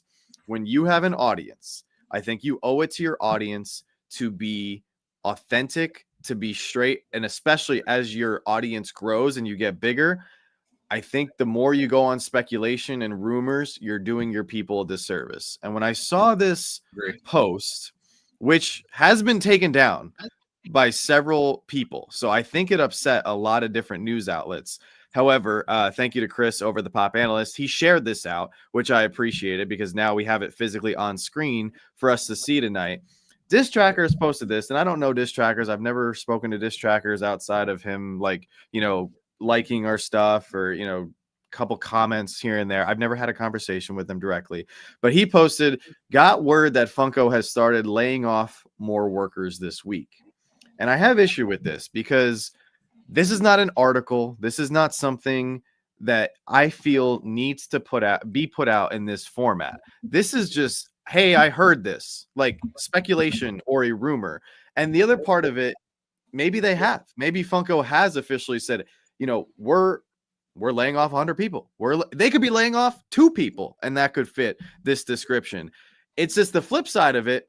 I don't see anybody reporting like, hey, Funko hired 5 people this morning. Got word that Funko hired 200 people this morning. Like, why are we focusing on the negative and getting people stirred up? Because this post got a lot of people stirred up in our group chats, rightfully so. And I saw a lot of people getting upset and making comments as well. And I feel like this is not what our community needs right now. If you have hardcore facts, like, hey, here's an article from Forbes, Funko's laying off 250 people. Man, that stinks. Hardcore evidence. But I don't know. What do you guys think? Okay, so first off, like you said, there's no official. Since they're a publicly traded company, I wouldn't be surprised if there was some kind of official news article about it, especially with them releasing public, doing their report today, their Funko quarterly report for investors and that. But also, I hate to say, this person's been in for about a year as CEO. Like, things get restructured and reorganized and happen. We don't know what departments, what areas. We don't know if they're global changes. Like, there's a lot of people that work for Funko that don't just work at HQ, that don't just work at the warehouse. There's all kinds of other pieces and parts to it. So we really don't know, I think, the exact, all the pieces and parts of it. And I think that's the biggest concern I have is sometimes when people blow up that layoffs are happening, we don't know the real reason for it. I mean, I will say, what was it? 6-7 years ago, I was told my position was no longer going to happen. And I had 3 months to find a job. And they said, after we're letting you stay around because you've been around, but you have 3 months to find a different job. And and it gave me an opportunity to find a really great job and kind of change and things like that. But, I kept working for that organization, but they never put anything out there, to even my colleagues, why they let people go and things like that. But it's always interesting for companies. Reorganization happens. We went through a reorg. We got a new CEO at the company I'm at now, at the and it happened, and about a year after, reorganization happened. My department was totally split up. I was moved, like people went to different departments and different things and different, changed roles. And it just happens as like new CEOs come in, reorganization happens, re-looking at like what roles are needed, what is needed, what changes need to happen. So it's kind of, if they announce layoffs, it is probably figuring out what's better to have, what do they need to change, what maybe reduction in workforce they need, that happens. I think that's not anything any other company hasn't happened in the last whatever. Look at UPS. How many, that was a big news article a couple weeks ago. Yeah. How many people they laid off. Like, you want to talk about hearing about some layoffs, that's some crazy layoffs, and it made the news and everything like that. I don't know if this will eventually make the news or not make the news. How many people? Was it 20%? Was it 10%? Was it 5%? I don't know if they mentioned those. And that's my point. If you're going to report it, and Dave and Cynthia or Tasha brought up that Cynthia announced it on the call today. If you're going to report it, like, report it right. Give us numbers, give us the details, within whatever the company is announcing. But I hate this speculation stuff, because I feel like people are trying to twist Funko and like create negativity out of nothing, when the fact is exactly what you just said, Josh. Like, companies rehire or hire and fire people every single day. They reorganize when they bring in new staff and new CEOs and everything. That's what they have. Like Cynthia, I forget her last name, but she's come in, she's a new CEO, and people could be laid off simply because they're getting rid of their position, or they're getting laid off because they were underperformers. That's unfortunate. Or they're getting laid off because they're like, hey, we're just going in a different direction and we want to bring in new people. Like, it stinks. And I really do feel for the people, or, we don't even know how many people are getting laid off if this is actually legit. I do feel for them, but I think in today's society, like, you have to be prepared for losing your job. Like, it sucks. And I think we can all be sympathetic to the situation. I'm just more upset at this news source for just putting out such vague information that they know is going to get people riled up, because I just think it's unnecessary. It's unnecessary negativity that we're putting out. Yeah, I mean, listen, as far as my take on it, I think unfortunately it's business. What sucks is that, especially publicly traded companies, the only thing that really matters is the bottom line. Like, people's jobs, if that means that the bottom line is going to improve and it's going to go more in the black than in the red, unfortunately, people are numbers to big businesses everywhere. That's what business is, unfortunately. These people probably gave their blood, sweat, and tears to the company, and you do everything that you're supposed to do sometimes, and you still get laid off. Then there's other people that aren't doing anything, and they get laid off, and they're wondering why. So I don't know what the circumstances are behind it. I don't, it sucks if it happened. And if Cynthia announced it today, obviously on their earnings call, I'm sure that it's legit. As far as what you're talking about, John, like, I agree with you. Like, posts like this is typically just to rile people up or get a conversation started. When you word it the way that it's worded here, this is a good way to get people to comment about it 500 times on this, and it's going to get some likes. Well, the way it's worded, it makes it seem like the company's going out of business tomorrow. Well, but listen, if I'm going to put a post out there that I want to get a lot of traction, like, I'm going to just keep it very vague and let the comment section do all the work. You know what I'm saying?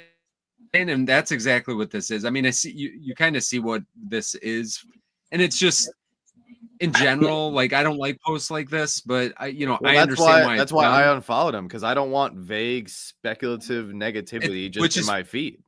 Yeah, you don't want. It's a very valid point. Again, like, you can see when things are done. Like, I remember following several people back in the day that I no longer follow, because they would just throw out these random questions just to get people stirred up and riled up, and then you'd see people going left and right at each other in the comment section. And you're just sitting there watching the comments. You want to be there so you can see the comments. That's exactly what it is. So I've never really enjoyed that kind of thing. Like, I'm not saying, like, I think for the most part, like, obviously I follow him as well, and I don't think like this is a regular occurrence, but I get where you're coming from, John. I don't think that, if you feel like that's negativity, and like who wants that? We got enough negativity in the world. And that's my point. You shouldn't have to go on your collectibles page and get inundated with negativity. It's supposed to be your place to kind of get away from that.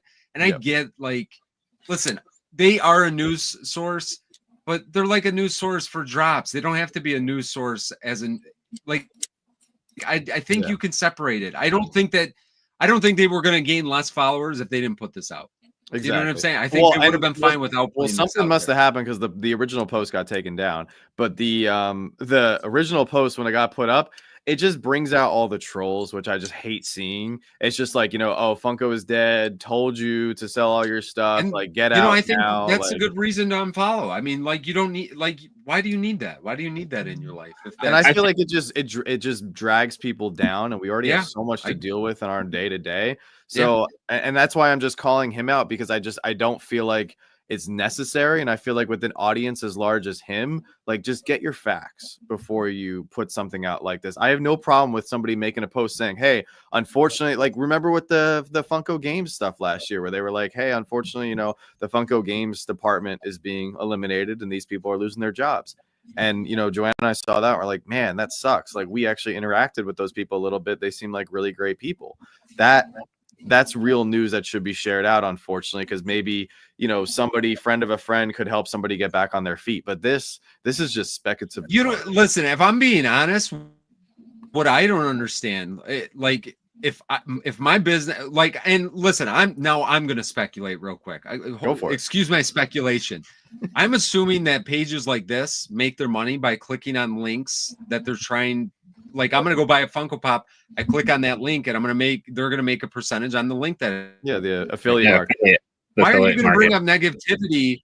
Why are you going to bring up negativity for the thing that you're trying to promote? Like, why don't you want, like, because you want people to buy more, right? Like, don't bring the negativity. That's kind of counterintuitive to making more money, I think is what it is. Because I see how much he buy. Like, I love watching his page to see. Like, he buys 10 times more than me than I do. So, like, he's obviously a fan of the company. It does seem a little bit weird to kind of bring out the negativity. I would be like, this is the best business ever. But, maybe he's got, maybe that's. I mean, maybe he knew someone that got laid off and was mad at it too. Yeah, like, 100%. We don't know. Like, could be someone that was his inside source of saying what's coming up and what's going on, or. Like, unfortunately, in today's friend they had, unfortunately, in today's society, like, that just goes. That's so, like, commonplace for me. It doesn't offend me, and I'm not saying that you were offended, John. Maybe you were. I'm not. I don't want to speak for you, but like, that kind of stuff is just everywhere now. That people have to put something out that brings in the negativity or brings somebody else down, and for whatever reason that you're going to do that, and it's just so commonplace. Mm-hmm. Like, I prefer not to do that way, but if they do it, like, I guess it doesn't bother me because I won't go and read the comment section. I guess I'm more hurt because I know somebody who worked for, I don't even want to say the industry, but he worked for another company, and the company has a lot of visibility through social media, and it was put on blast, and he found out he was losing his job through social media. And I just feel like if I was a Funko employee, so you get a personal connection to. Yeah, now I have a personal connection. If I was a Funko employee and I just happen to be following Diss Trackers, because I don't know, maybe I've just followed Diss Trackers to see the drops, and I saw that, I'd be like, oh my god, am I losing my job today? Like, the amount of anxiety that could create for that person too. And maybe they weren't even part of that. But the fact that then they got to go to their supervisor, like, hey, what's going on? Did you hear this? Blah, blah, blah. Like, it just creates so many unnecessary conversations. I've been through several reorganizations and changes and had bosses have to get laid off and other things like that, like all kinds of different stuff, or just reorganizations that stress people out. Like, it is super stressful. Because people think they're losing their job, or that even if no one is losing their job, they still worry about their job. And I remember, like, especially when people on like annual contracts and kind of thing, and you haven't got your contract yet, and you wondered if you're going to get your contract. And we've been through all those kind of experiences over the year, and it's super stressful for the people. So this doesn't even help the people that currently work there in the organization. It actually stresses them out more. I hope they came out like I hope there was like, that was weird that there's been no letter leaked about the layoffs. Like, that would be more thing. Like, internally, usually there's something about that. Like, hey, we've had to make several changes and this kind of thing, like, and put it out there. So it's kind of weird that we've seen those from other companies leak. We also seen like the crazy CEO that does the Zoom call and fires a bunch of people as well too, lay off like a whole workforce of people and crazy stuff like that. Or organizations like, I mean, we've had Joanne Fabrics, Party City this year, Big Lot, all those have had like 20,000 people kind of laid off kind of thing, with, whole bankruptcies and things like that happening. It's always crazy, but you have to, one, feel for all those people, understand like it's a lot to go through, a lot to process, but also the people that are still there too. They're worried, are they next in 6 months from now? Are they in the next like group or target or not even that, like everybody has friends too, like it's an immediate impact. Like I know, are they expected to pick up the slack? Like it becomes a whole thing. It's hard, man. It's like I can tell you from my time in the military, like it's not even a bad thing. Like people weren't getting fired, but I had a hard time like dealing with some of my really close friends getting transferred to like other parts of the country and the world. Like you go to working alongside somebody day by day, you get to know their family and everything, and you become really tight with these people. Then all of a sudden they're literally, and in some cases at a moment's notice, just completely ripped from your life. And all of a sudden, like you're helping them move and pack a truck and everything. And then, you stay in touch, but it's not the same. It's not the same as the workplace banter or the little, jokes you have to get through the day. Like, so I definitely do feel for these people. And I just hope that the people who, that are being let go, I hope they're okay. I hope they can find a way to get back on their feet. And I hope the people that are still working there, like, I hope they can continue to work there and we don't hear about any more layoffs. But I just wanted to bring that up because it has been bothering me for a while. And I just wanted to get that out there. Susan has a great point. She said she got caught up in several mass layoffs the past 10 years of big companies. They could care less. So glad to be working for a small business now. And I think that's unfortunately just the reality of humanity and our societies. Like these big companies, like you're just a number. Vince, I know, you work for a small business and you talk about, or, your family is the small business. And, you talk about how, important the people that you guys have working for the company and everything. So definitely, a small business, you might not make as much, but you definitely have, sounds like, more meaningful relationships, and you feel like you're part of the family and, a little bit closer to the heart of the company, where, at a big company, big name brand or something, you're just going to be another clone trooper, Yeah, unfortunately, it's just, that is the nature of the beast. Sometimes it's bottom line that's most important, and usually publicly traded companies, that's what it is. I mean, small businesses, it's, for us in particular, it's not the bottom line. We treat people differently. And you never know, is it a cost savings for 6 months to a year, and then they hire 100 to 200 or 300 people back? Is it to improve the line? We need to make it through 4 quarters. We need to make it through the next 3 quarters, and we won't do it if we have to pay. I mean, don't forget, everyone's salary is their salary plus their benefits plus everything else that costs someone. Now, it costs a lot to onboard someone and get someone new and back in and that, but when you have to show a balance sheet and a budget and everything else, people to answer to. I know, right? Can I be at least one of the commanders with like a cool rangefinder, some cool armor? No, I completely can relate to that. And anybody in here who has I won't put Susan too much on the spot here, but we've gotten to know her, and I know she's been through some tough times, and I'm so grateful that she's in a better place now. But we've had some other people, in our community over the last few years. They have some tough times. But just remember, like, your worth is not defined by how much money you make every 2 weeks. Like, you do matter. You have skills. A lot of companies say, oh, there's hard skills, there's soft skills.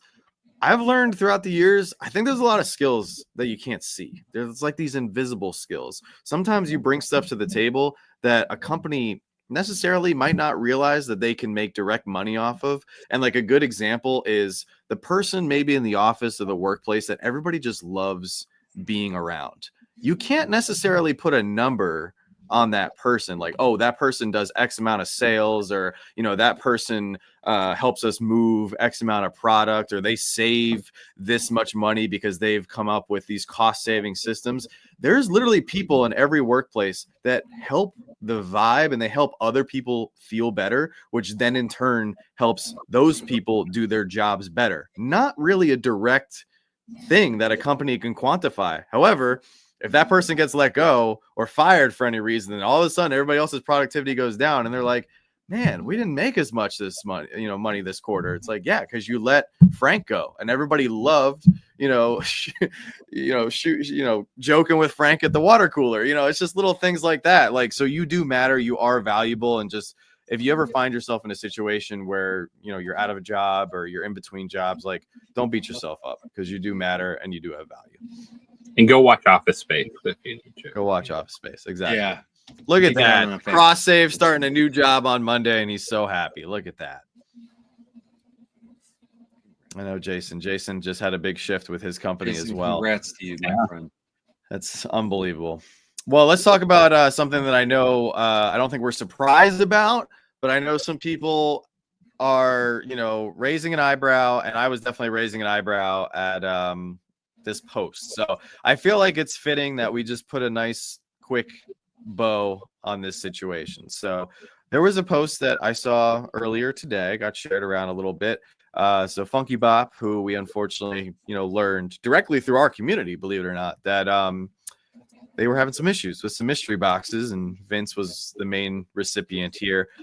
Reading through this post really quick, they said some things that I don't necessarily agree with. I did get to, I didn't get to see this till late, but I did see it, and like, you know what? It was a very fitting goodbye. Yeah, go ahead, John. Yeah, one of the things I was really raising an eyebrow at is that they're still well, I guess, all right, just to sum it up for everybody. So they're basically like closing the doors. They're not doing any business anymore. And they talk about their humble beginnings as an eBay store to bringing people, electrifying Whatnot auctions, which I can't testify. They actually did a really good job entertaining people. They did an amazing job. I bought from them from way back when. Like, yeah. So, like, and I bought, like, when they, go ahead, John. No, they did a great job. I think that's what you were saying. Like, they had all kinds of crazy lights, and there was dancing and music. And like, they actually, I would consider one of the first entertainers on Whatnot, where they actually took selling to the next level. And very good at it. Yeah, very good at it. And they pivoted away from Whatnot. They had some trouble there. And then they started doing mystery boxes, just, direct to consumer through their website and everything. And they had the run-ins. And, I don't really feel too much sympathy for them, because they bought from a shady Chinese seller and then try to act like they're the victim. But I really don't think the community is going to be losing much by seeing them depart because of their questionable avenues. Yeah, I mean, listen, in their closing statement, they thanked the community that supported them. And guess what? I was one of those people. I spent a lot of money with them in the last 5 or 6 years between Whatnot, their website, mystery boxes, and all that stuff. Unfortunately, through this whole thing, and I knew it was going to be the case, and I told Michael right from the get-go, I wasn't going to keep making videos and statements and all this stuff, really, because I knew that the defense was, it got progressively worse as far as I'm concerned. It made him look worse and worse and worse. And, I don't know, it makes me feel bad on one hand, because really, I don't know if there was ill intent. I really don't. The more that he defended it, the more I felt like he just was really that naive to what is going on. But at the same time, and I said this all along, and this is really where I kind of stood from, is I never said that he's a scammer. Never, those words never came out. Never said that, he was selling fakes, and never said he was putting fakes in there. What I said was, anybody that is acquiring pops the way that listen, if you're going on Walmart.com, and I'm not saying he did this, so I'm not making accusations, but if you're going on Walmart.com and buying from third-party sellers and then putting them in mystery boxes, it's bad. And I think that this is even worse. You're buying from China, like 4-year-old sealed pops that don't look right in the first place, and like that's a good business practice. Like it's just horrible business practices, is as far as I'm concerned.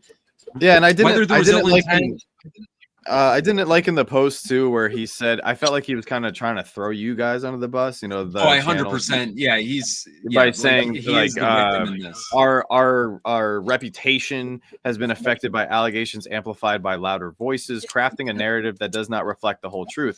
If that's the case, then why are you going out of business? Like, keep fighting. If you're like, no, we're a good company, we have a good reputation, fight for it. 100%. Listen, forget our voice because we did one stupid video. Go through the 400 comments over the 5 defense posts. Not one.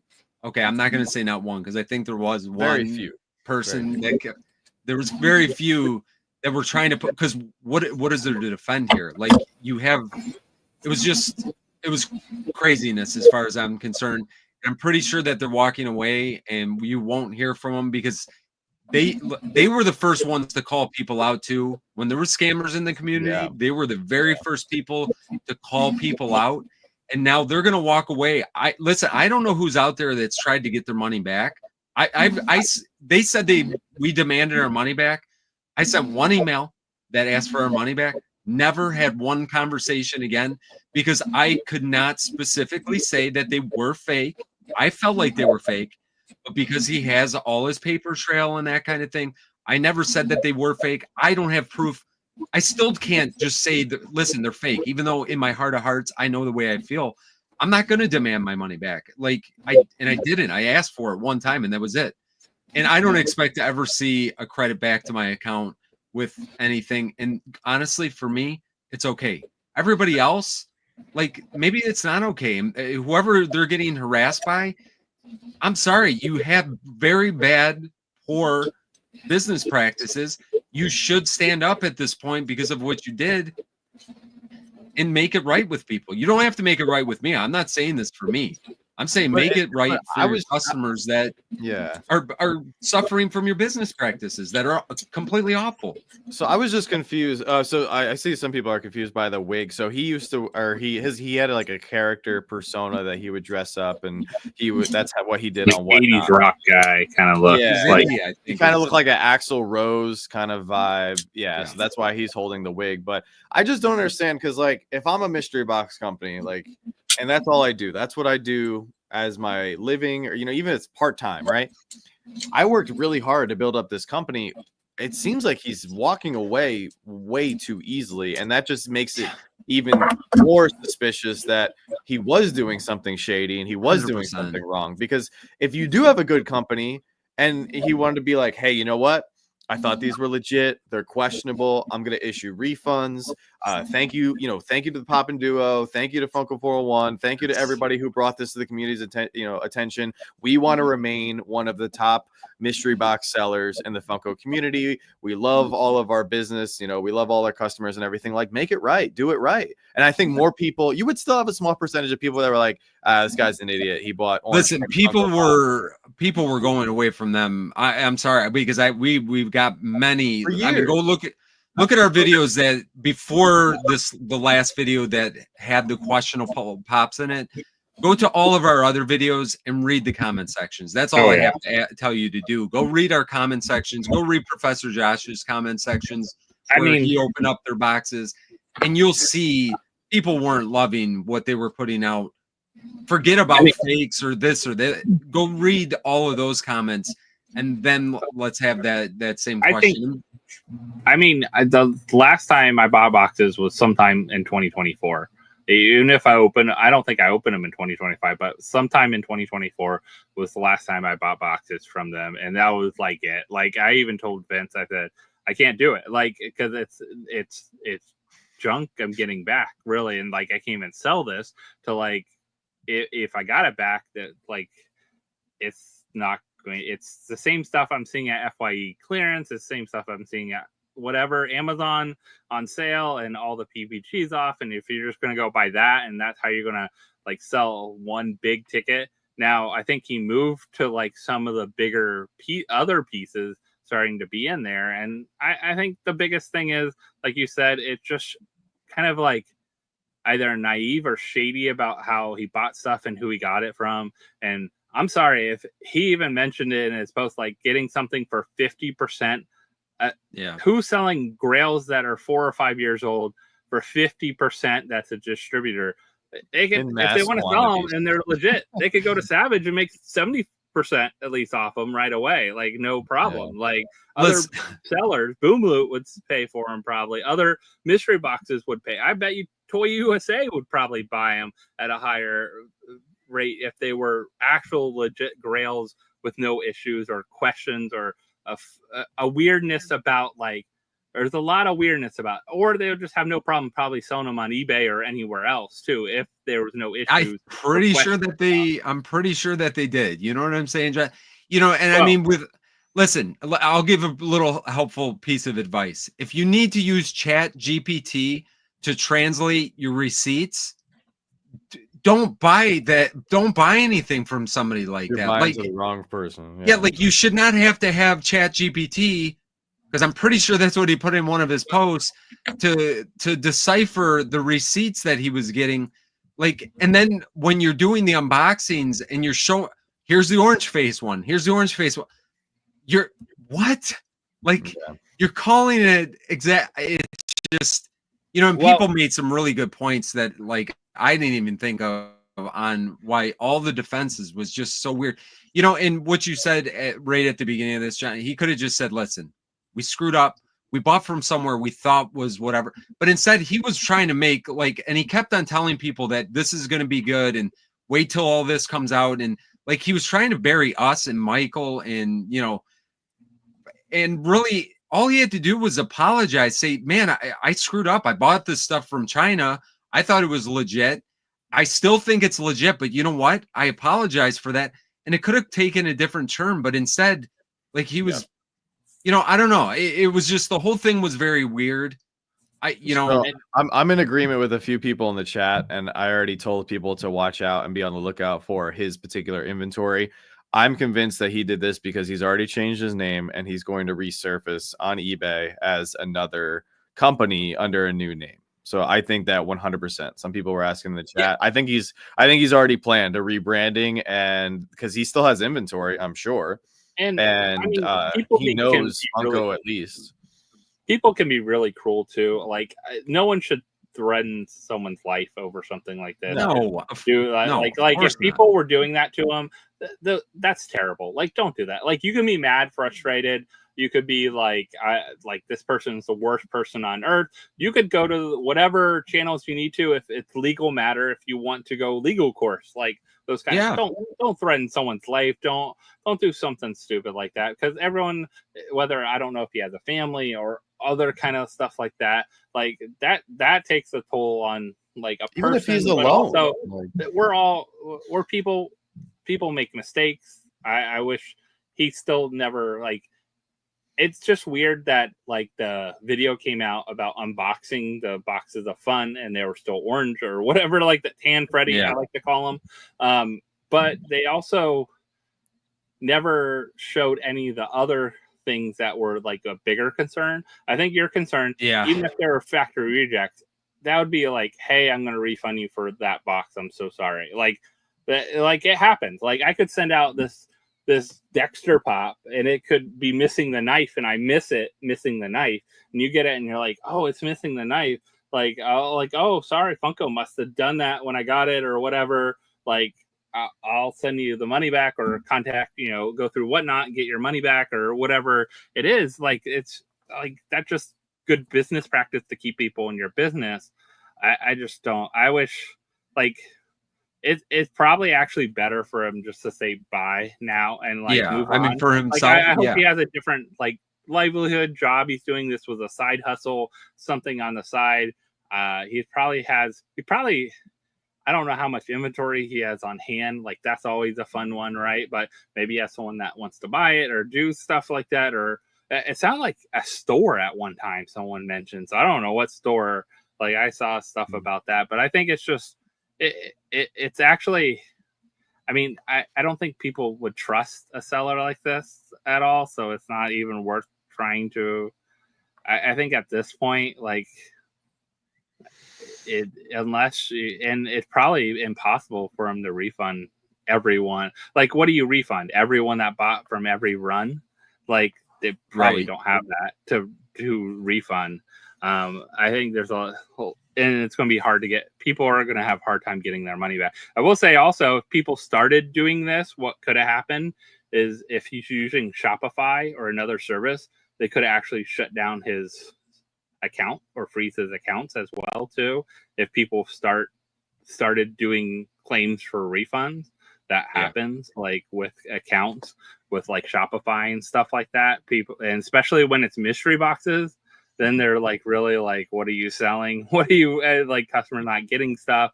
You know, what are you proving? So that could have happened as well too. It could have been his account was totally frozen and he wouldn't have been able to sell it even if he had a chance, you know, at this point. Anyway, you know, at the end of the day, and just to kind of sum things up, like one thing I did find weird is that, listen, there is a ton of fakes on eBay. When I looked up these particular pops, because I wanted to see how, like, I wanted to see what I could find. None of these orange faced ones, there was only one that I found that was in like France or something like that. Everything else looked pretty legit on eBay. So to only see one orange one, like, I feel like this is a brand new whatever. I'm still not even going to call them fake because you know, whatever. I just don't even want to say it because I just don't have the hard proof that I can see that it came from the factory. But what I'm afraid of is this is a new batch of something. And I understand that it says 2021 on the boxes, and he kept on pointing that out. Like, it matters when those can be made today, printed as 2021s. What I'm afraid of is we are going to see an influx of this. And I think that we are going to hear something at some point of a new, I'm doing quotations because I'm not calling it a fake. There is going to be something that comes out here over the next, just all I'm going to say is, guys, pay attention to that stuff over the next 6 months to whatever. I don't know how long they were selling these before. I find it weird that I'm not seeing a lot of the orange ones on eBay anywhere. So if they've been on the market since 2021 legitly, which I don't, they're fake. Listen, I don't think that they were, because we're talking 2,000 piece pops, and these never showed up. None of these orange face ones. Like, I got them in my collection. Probably a bunch of people in the chat here tonight have them in their collections without this orange color to it.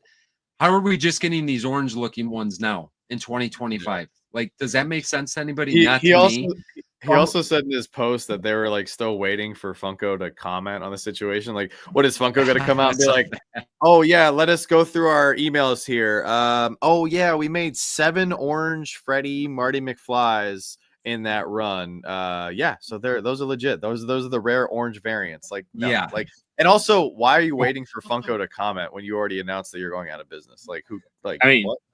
Funko could be like, yeah, those were supposed to be thrown away, and someone took them off the truck, and like, but they're not decided to sell them. But also during that time, it's funny. Like, the purchase was during, I guess, the Shanghai 2021 thing. There was a separate Shanghai 2021 Funko exclusive box that had 2 pops in it during that time. Yeah, they didn't do the Fun Day stuff from. No, they didn't do Fun Day boxes then. No. They did these other boxes, which you could have purchased during them, but they're a separate kind of order altogether. So that's funky. And listen, one last thing I just want to say real quickly, because I want this to be 100% clear. Even if he would have told me, I apologize, I'm going to give the money back to you. Like, if he was going to say that, I still planned on doing the video regardless. It was not dependent on him giving me a refund or not. And all that I was going to say in the video is exactly what I said anyway. Somebody that is putting mystery back, because in my heart of hearts, like, and you guys know, like, there's been stuff over the years. I don't say anything about really anything, and I probably should have at some point, but especially with this thing in particular, like, you know, regardless if we would have got the refunded or not, I still would have put the video out, and I still would have said what I said. I'm not buying mystery boxes from somebody that's sourcing pops the way that he's sourcing them. If you're going to go and do that, if you're naive enough or whatever we want to call it to do that, and you're going to have that kind of business practice, I would have never bought anything ever again.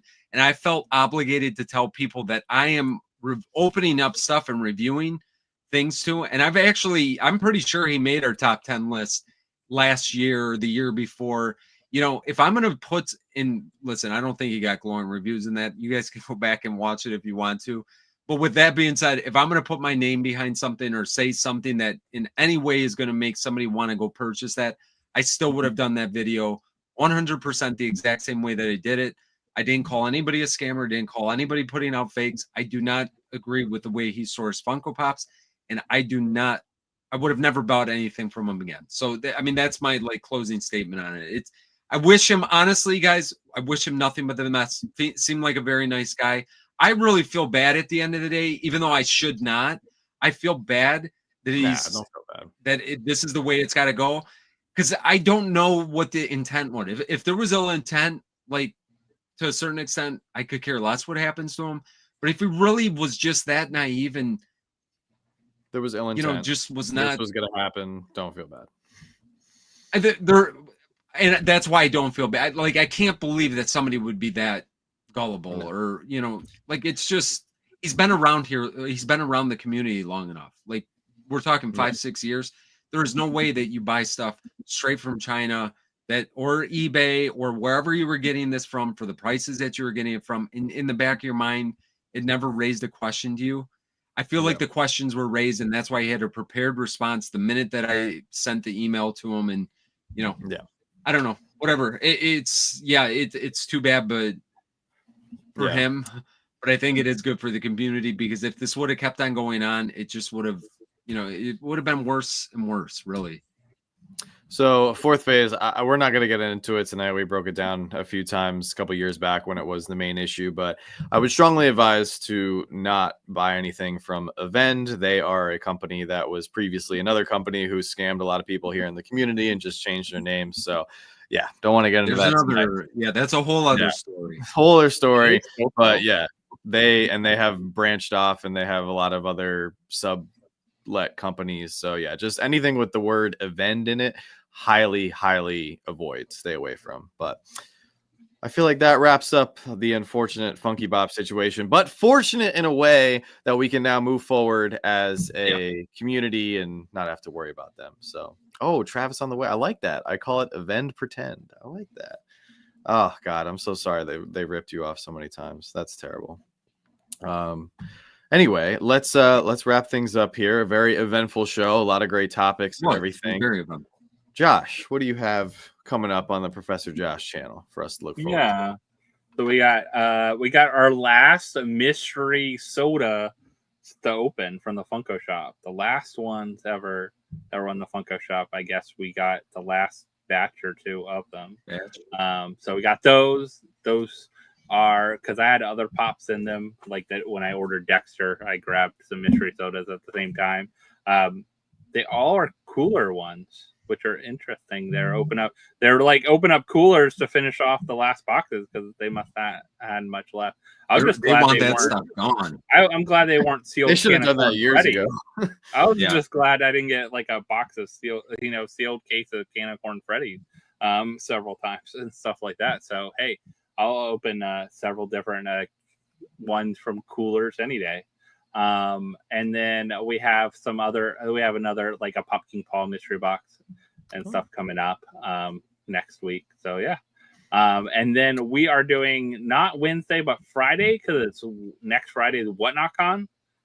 So we have our show scheduled for Whatnot Con, kind of the same like later time, like 9:30 on next Friday. So other than that, we are doing kind of our kind of like annual like regular one, and then end of the month will be our themed one, which will be superheroes. So if you like Marvel, DC, all those good things, our theme one for this month will be superheroes.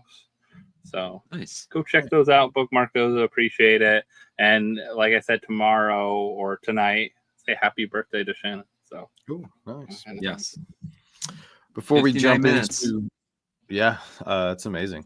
Before we jump into everything you got, Vince, Travis, I'm so happy that you got that giveaway, Pipsqueak said they interestingly enough got a 3-liter Maui and 3-liter Oogie Boogie as 2 of their 12 mystery sodas. Oh, wow. And fourth phase, I just want to thank you for watching us for all these years. It might have just been a random PFO that you missed, but we can definitely, you feel free to message us offline if you want to talk more about it. And then the last thing I wanted to highlight really quick, Broski, if you want to check values and prices, you can use HobbyDB, which will give you access to the Pop Price Guide database. If you go to poppriceguide.com, you can search any pop. So, all right, Vince. Or recent sales on eBay. Or recent sales. Sometimes you might have to do a little bit more research. Yeah. It's more work, but more accurate. Or if you want the easy way, go to poppriceguide.com. That'll get you a rough idea. Ballpark. Yep. When's the big charity auction, Vince? What do we got? What are we doing? Do we care about kids this year? What are we doing? Bro, listen. I know you got a lot going on. I'm just the amount, like I'm telling you, the week that I had over this last week, like this has been tough, man. It's really we didn't put a video out today, which is depressing to me. Like the amount of stuff that we've had and all the stuff that's going on right now. Let me say this though. It's been a very tough week for us.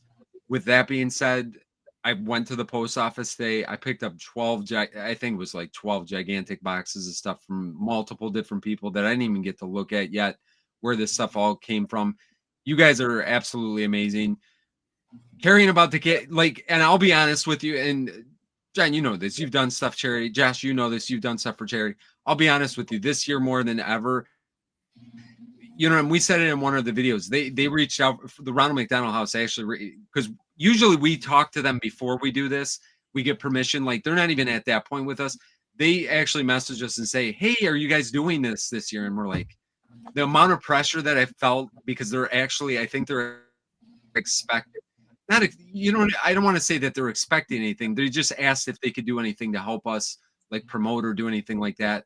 That's very so cool. Like there's a different level of pressure for us this year, and it's been a lot harder this year just because there's just been so much stuff going on. We've missed a couple videos over the last couple weeks because of a multitude of reasons. But with that being said, it's not all doom and gloom. We do have right now. We have May 30th. It was supposed to be on the 31st. We got a wedding. It was supposed to be on the 24th. We have that was Memorial Day weekend, so we moved it to the 30th. Right now, we have it on the 30th. We're going to try to keep it to the 30th. If we have to move it, we're going to move it a week to June 6th because it's just been, unfortunately, it's just been a nightmare, unfortunately, the last couple of weeks. But with that being said, we will have a video at some point. I'm sure that we'll have a Sunday video this week. We just have not shot anything yet, but we're going to have a little break in the schedule. We got like a day or two that we have a break in the schedule. So we should have a video on Sunday. And I just really, truly want to say thank you again to everybody that's sent stuff over because it really does mean the world to us. And we do, you know, we pulled a lot of stuff out of our own collection this year because it does mean a lot. I mean, it really does mean more than I think that you guys would even know. So that's it. Thanks, guys. I love it. No, I love it. No, it's doing the charity stuff is a lot of work. It's hard on top of everything else we have going on. Yeah. So, whenever you guys get around to do it, if you got to push it, you got to push it. It's completely okay. But no, you guys do a great job. You put on a great show. And honestly, kudos to you and Bree for getting the attention and making Ronald McDonald notice your impact. It means you are actually making an impact on people's lives. So yeah. But now there's more stress because Ron is a watching. lot more. Ron is watching, I think, at this point, and it really, it did. It upped the level of stress because this year I think is going to be tough. Yep. We have about, I think, 100 boxes to go. We've been cranking all week trying to get everybody's stuff shipped out as quickly as possible. So thank you guys so much for an incredible May the 4th Star Wars event. We went big this year, biggest event that we ever did, 5 days, and we had a record number of new buyers. Most people bought more than one item, which I feel like is a testament to people having fun, enjoying the shows, and just coming back for repeat customer service, which we really appreciate. So I'm gonna work my butt off to try to get everything out by Saturday morning's pickup, so that way we can have fully next week whatnot free for us, or just shipping free. But I haven't dropped any videos this week because of the shipping, so I apologize for that. But I'm also trying to recover and rest from the chaotic weekend that we had. But we'll get back to the normal swing of things here on the channel in the next few weeks. Some people had some questions about their orders. If you guys have questions, just shoot us an email or message us, and we'll get back to you the best of our ability. We have a lot of messages in our inbox that we have not answered. So if you're waiting on a message, please give us 48 hours, 48 to 72 hours to get back to you if we haven't done so already. But sincerely, guys, thank you so much for all the support. It was really amazing. So yeah, it definitely, packing takes a lot, especially the bigger orders. We want to make sure everybody gets their stuff in good condition and everything. But great PFO stream tonight. A lot of great topics to chat about. And we hope to see you guys next week on Vince, right? We're going to be on your stream, hopefully.